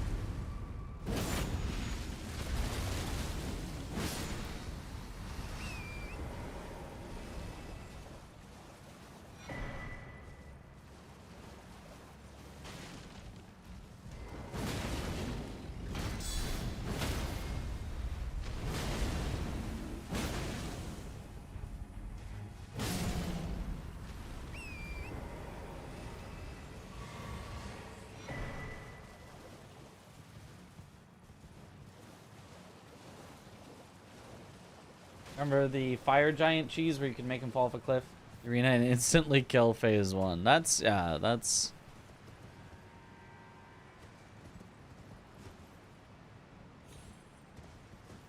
somewhere between a little cheese and a glitch. That was definitely somewhere in there.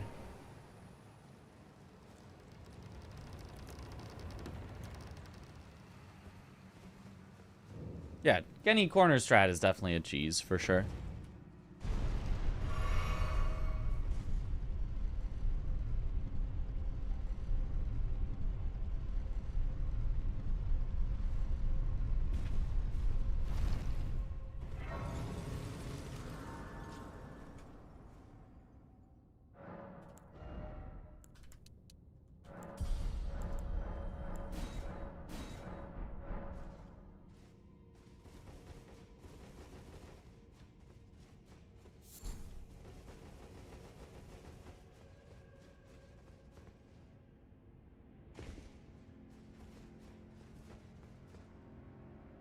I don't know. I still kind of think the average Elden Ring boss is pretty mid. I don't think Elden Ring has the greatest boss quality, especially when it's littered with these stupid NPCs.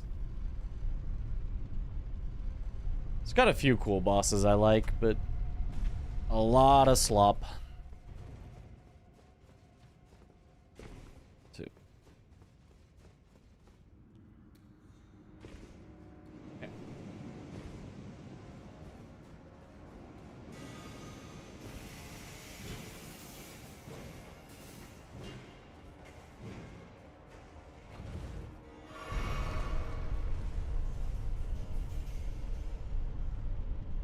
Telling my Miyazaki on you, yeah.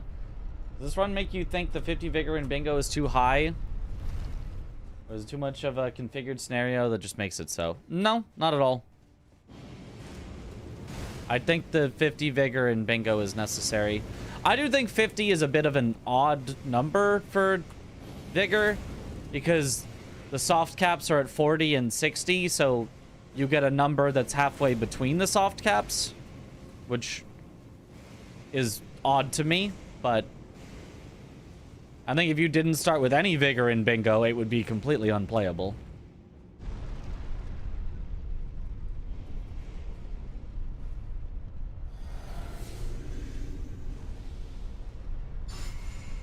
You would not be able to get a weapon online. Like, you have to have enough initial stuff to get to at least, let's say, 40 Vigor. Maybe not 50, but at least like 40. And also get enough stats to get your weapon online. So if you were not given some starting stuff, Bingo would just be unplayable.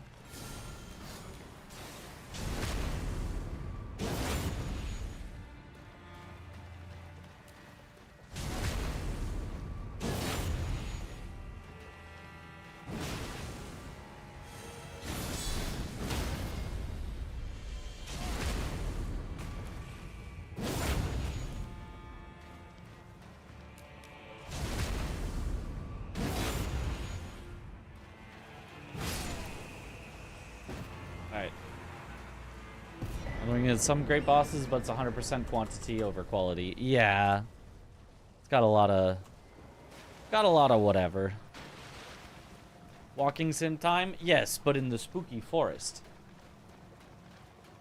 I'm not saying no starting, just wondering if it would be okay with like 30 vigor in the money. Maybe. I don't know why 30 though. Why are we picking weird numbers like 30 or 50? Why are we not picking 40 or 60, the soft caps?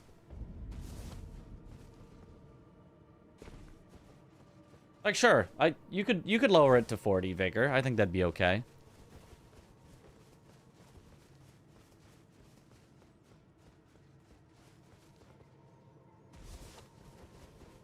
Enough that you can at least survive a hit.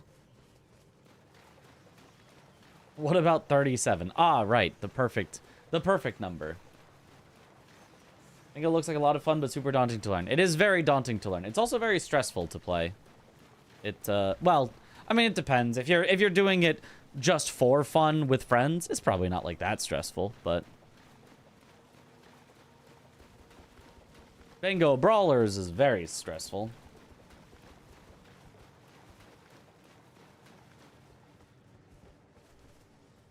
You have to spend some money for reaching the next cap. Oh, but if it's kind of mandatory, like I really think 40 is like the bare minimum for the DLC. If everybody starts the game and instantly levels 10 vigor, then why are you not just giving people the 10 vigor that they were going to instantly spend 2 seconds into the game anyway? And then you could just take out the money from them. Like...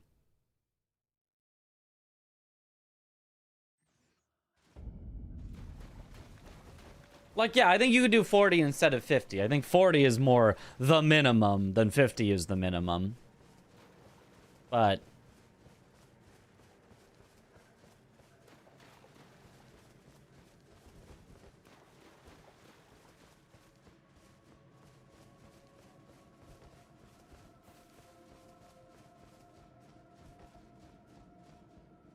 like, I think at 40, there could be some argument at the start.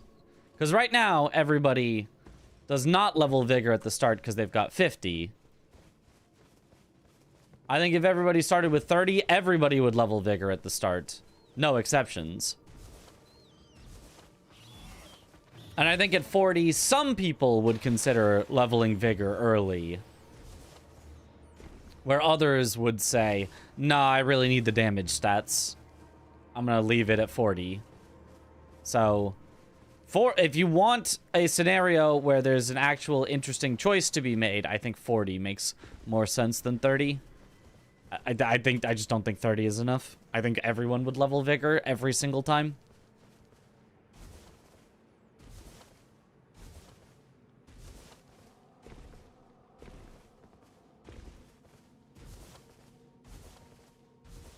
Surely the other players are hard at practice, right? Yeah, surely.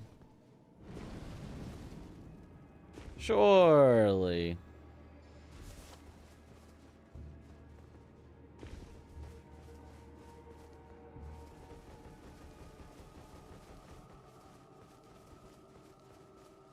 Wonder if there is a way where certain squares have secret power-ups or advantages that a player could temporarily have. No, that would be... I mean...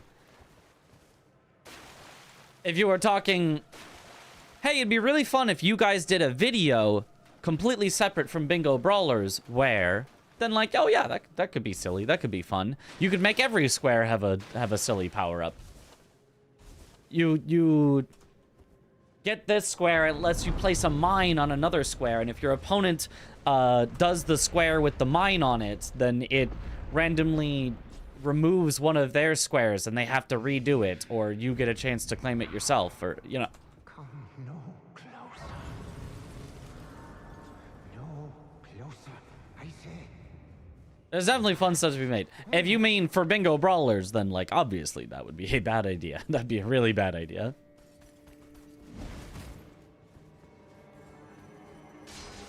I'll do it in an exhibition match. Yeah. I mean, it wouldn't even make sense for an exhibition match, because it just wouldn't be Bingo Brawlers. That would just be a separate thing.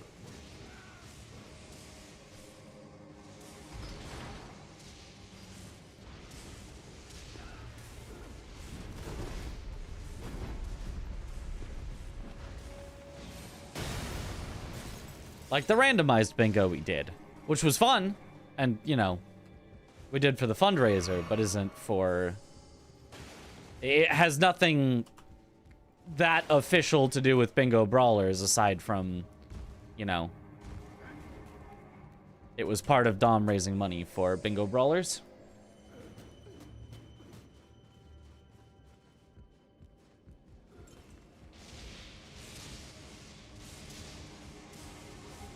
But yeah, something like that could be fun.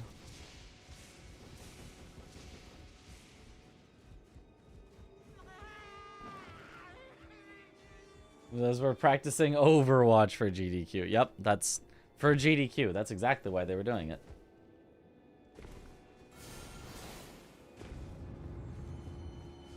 Meta bingo, where there's a bingo board where the squares are stuff like win a bingo game with a diagonal bingo, and you have to play other bingo games in order to mark them. That would take probably way too long.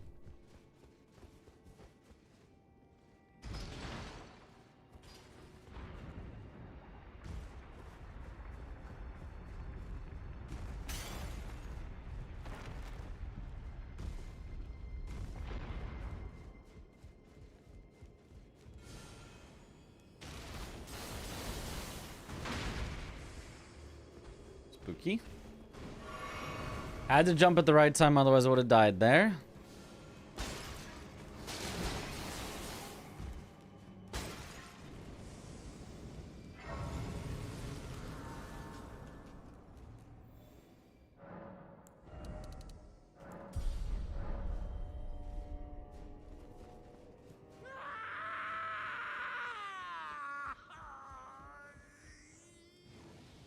Depths of your foolishness!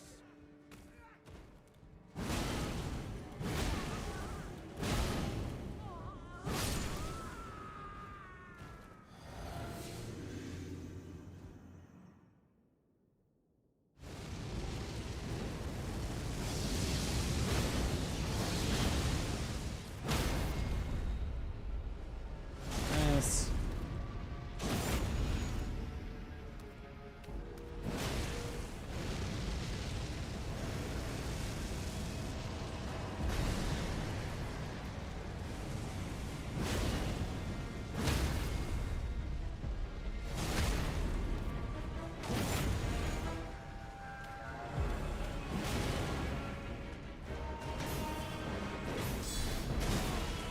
Okay. I wasn't actually expecting that to work, but I wanted to see if it would.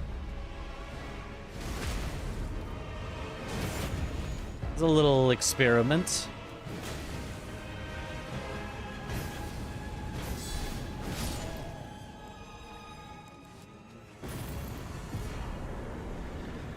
Dane next, which I remembered without having to look at. Very tanky for someone so malnourished. Actually has the highest health of any non-gimmick boss in the game, I believe, is what I was told.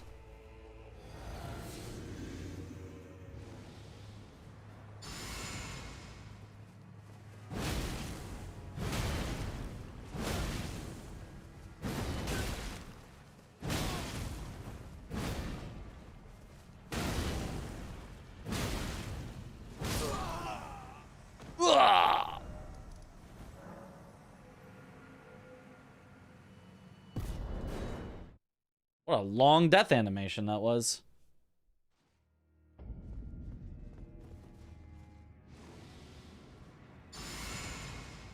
Every time I see Dane, I think of the V-Sweat incant only. Oh no. Not the incant only. In vengeance for the flame, my blade I wield.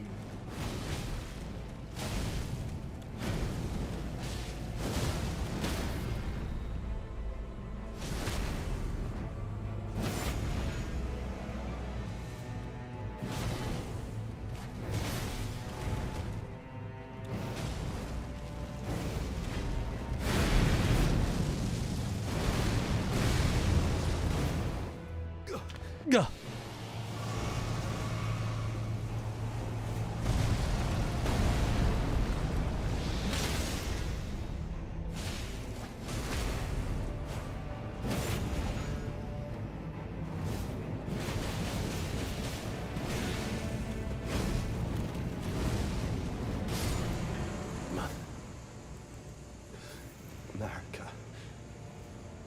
A curse upon thee. Accursed Mespar, my clan's suffering, their pain, all that they felt. Do you understand now? Your ugliness. Ah! Yet the death of now in venge if make it then I. Okay. Overview was saying you were grinding out Rakshasa. This new AI overview feature is weird.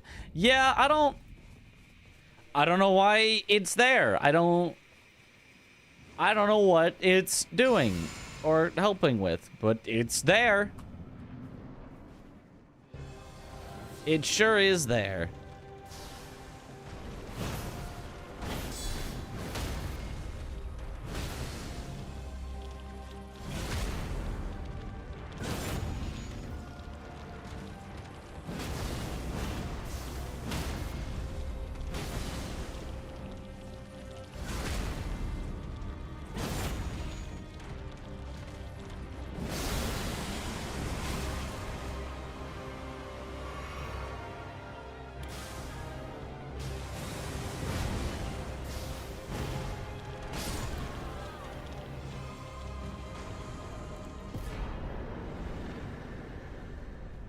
It's kind of funny that it's there, but I don't know that it's been helpful to anyone ever.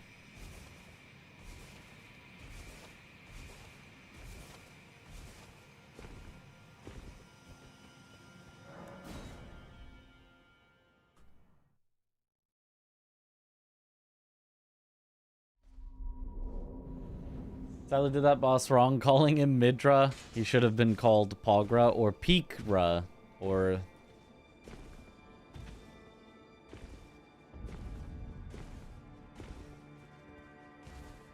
Hey, overview has been a little funny. It's weird and I don't know why it's there. I don't know why it's there either. Well, actually, I probably do know why it's there. It's probably there so that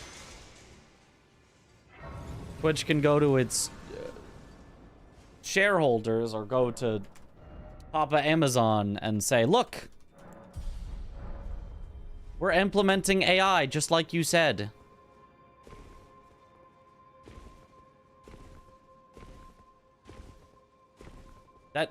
That means more money, right? Because it says AI.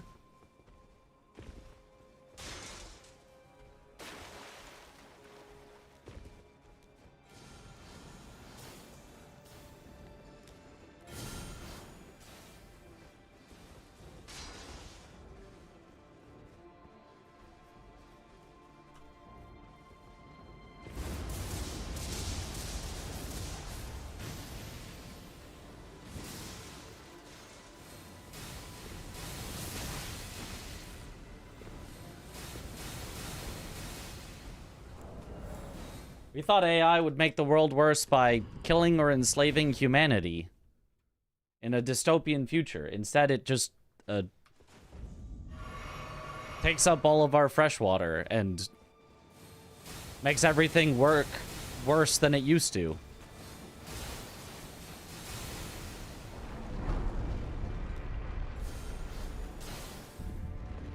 With all the AI stuff dies soon, finding out it's a money sink with no extra income produced. Yep. They're finally figuring it out. But I think they will stubbornly try to keep doing it for a while longer. Job has a leaderboard for who consumes the most tokens per month. Yeah, that's how companies lose a lot of money. As they found out. And there were companies that were like, oh, we spent $15 million this month on our AI usage. Productivity was no higher.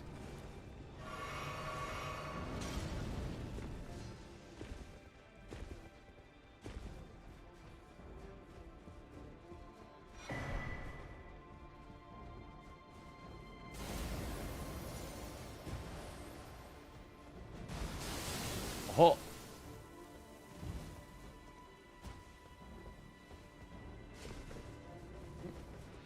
Yo. Just tell AI to be better. True. The whole big ones have started limiting tokens by a lot. Yeah.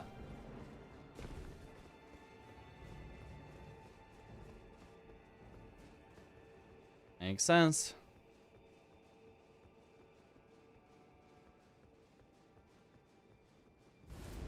What? You're not supposed to see me? All right.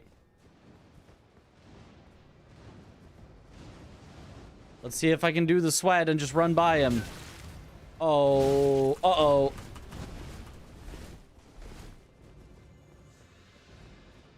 Living?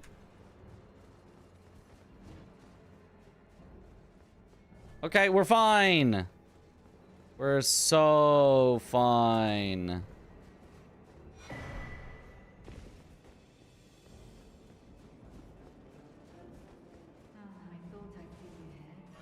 We're less fine. We're so fine.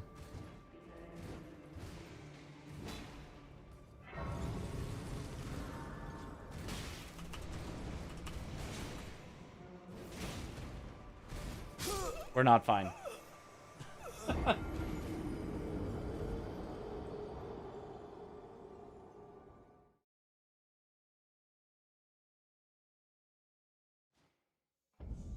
Did get the grace, yeah. I don't know if dying counts for the Leda speech. I guess we'll see.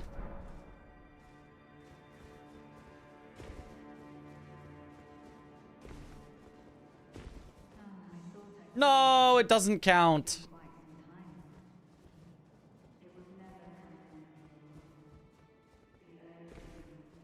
It was never kindly, Plinkala.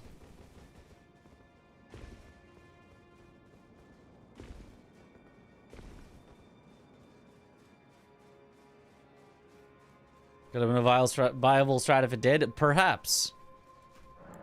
Perhaps, perhaps.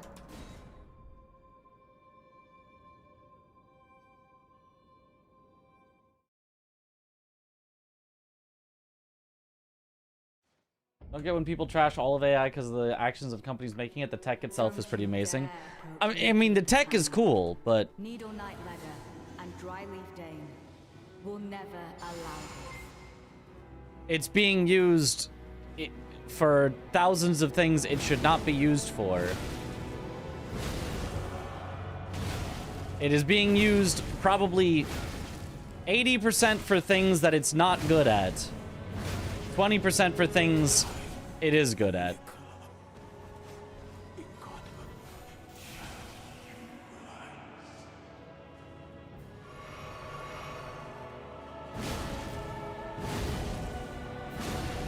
Like, for example, treating it as like the search engine replacement has actually just made search results worse, not better.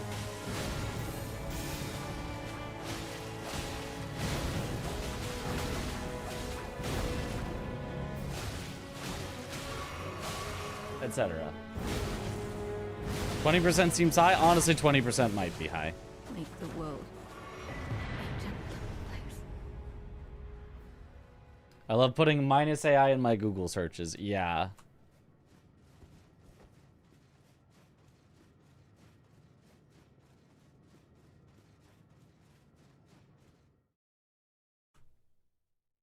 Actually, they're going to apply it to everything. And stuff it doesn't work for will eventually fizzle out, just like the .com boom. Hopefully. But, I mean, I think giving it the rightful criticism on the things it doesn't work on is how you will get it to fizzle out. Because they keep trying to, on the things it doesn't work on, they keep trying to make it work even harder when everyone tells them it's not working for those things. So I think it is justified to hate on it while it is still being used to actively make everything, not everything, but actively make most things worse right now. You have to hate on it and you have to push back on it because otherwise they will keep going full steam ahead with making things even worser than they already are. And yeah, once they once they finally clean it up from those things and only keep it for the things it's actually good at, yeah, it's a cool technology. But like, right now it is not being used as a cool technology. Right now it is making everything worse.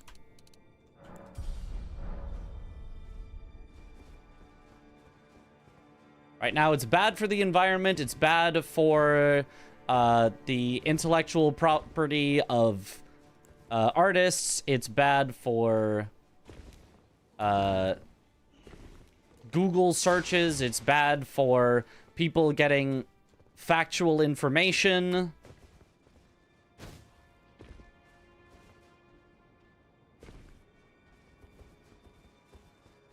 It's using up way more resources than should be being put into it. It's making things more expensive. It's making hardware prices suck. And the benefit is, like, you have a fun chatbot to talk to, I guess.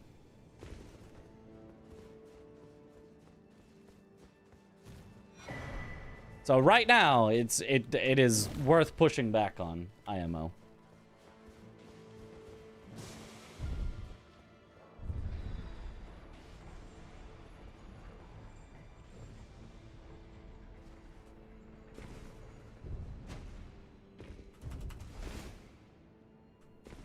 It's bad for court cases. Is it? I guess. I don't know about.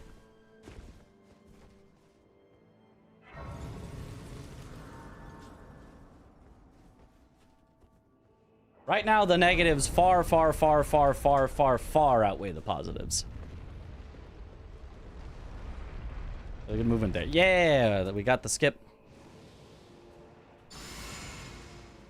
How long before we're gonna have fully AI streamers? There are several actually already.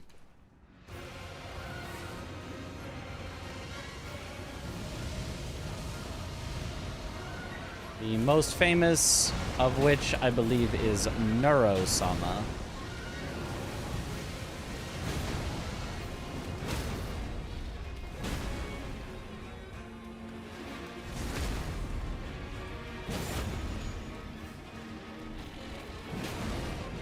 In terms of LLMs or AI as a whole? Well, LLMs is like what's actually AI. I don't mean like machine learning. Machine learning is like a different thing. I know we call that, we also use the name AI for that, but that's not, yeah, no. Machine learning is just cool. It's unfortunate for it that it got lumped in with the name AI and is an entirely different thing that is just entirely cool. No ridiculous water usage, as far as I know, for machine learning. No people's copyright stolen for machine learning. No. Like, none of the downsides. Machine learning is not what's used. That's messing up Google searches and hiking up computer prices. It's all LLMs.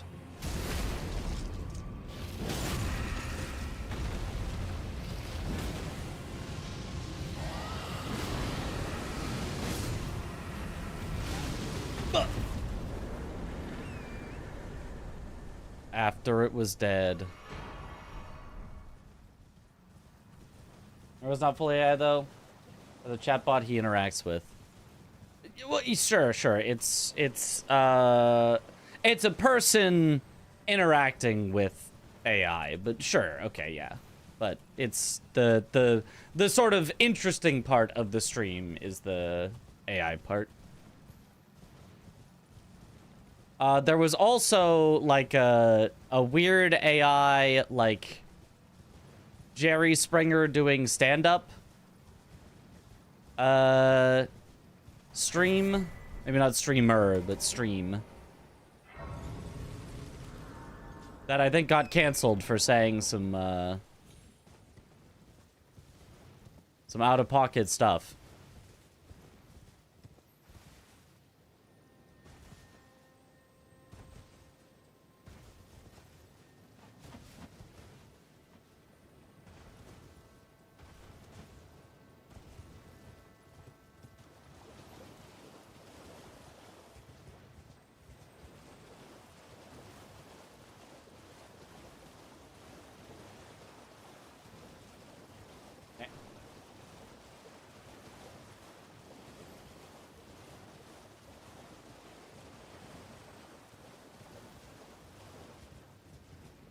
It was generated Seinfeld episodes. Yeah, something like that. Yeah. It was actually sort of funny as like weird surreal humor. Yeah. Darth Vader AI in Fortnite that people ended up getting to say slurs. Yeah. The natural conclusion of such a technology.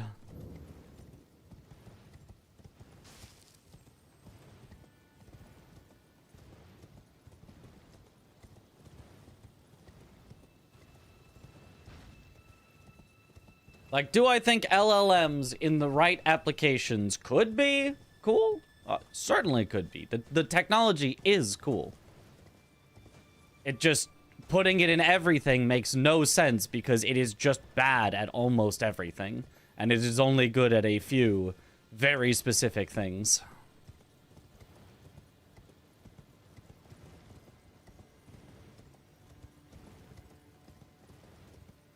So...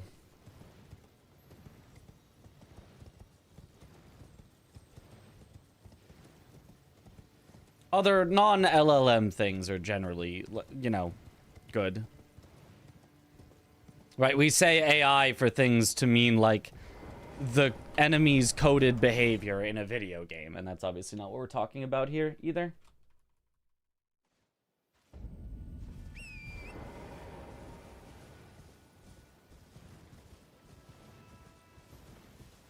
Use it for tech support when your PC was messing around. Yep, I mean, yeah. It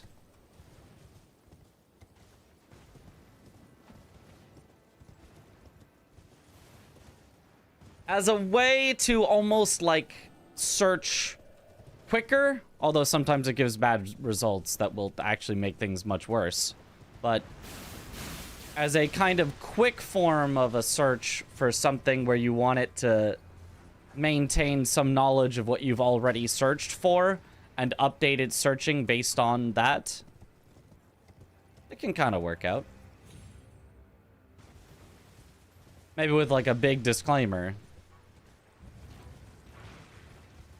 Disclaimer. This will sometimes hallucinate solutions that will actually make things significantly worse, but at least you won't have to read through some forum somewhere.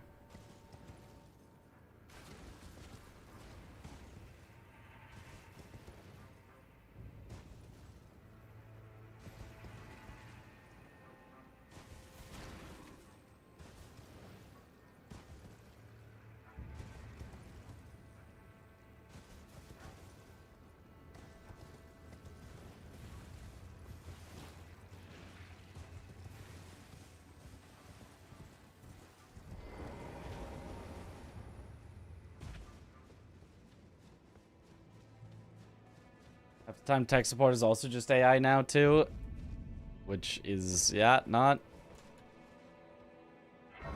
optimal. But it'll be funny, citation needed.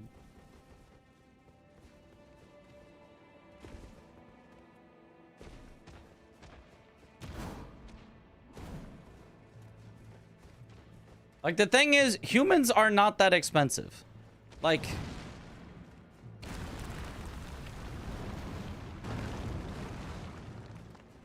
it really does not cost that much to pay someone, you know, $10 an hour to man the drive-thru.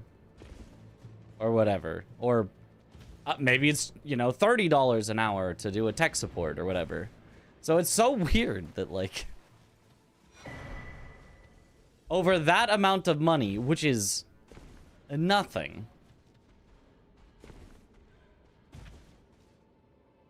they're trying to replace everything with AI that generally works worse and receives more complaints. And I feel like can't even be that much cheaper. I feel like AI still costs amounts. Non-negligible amounts.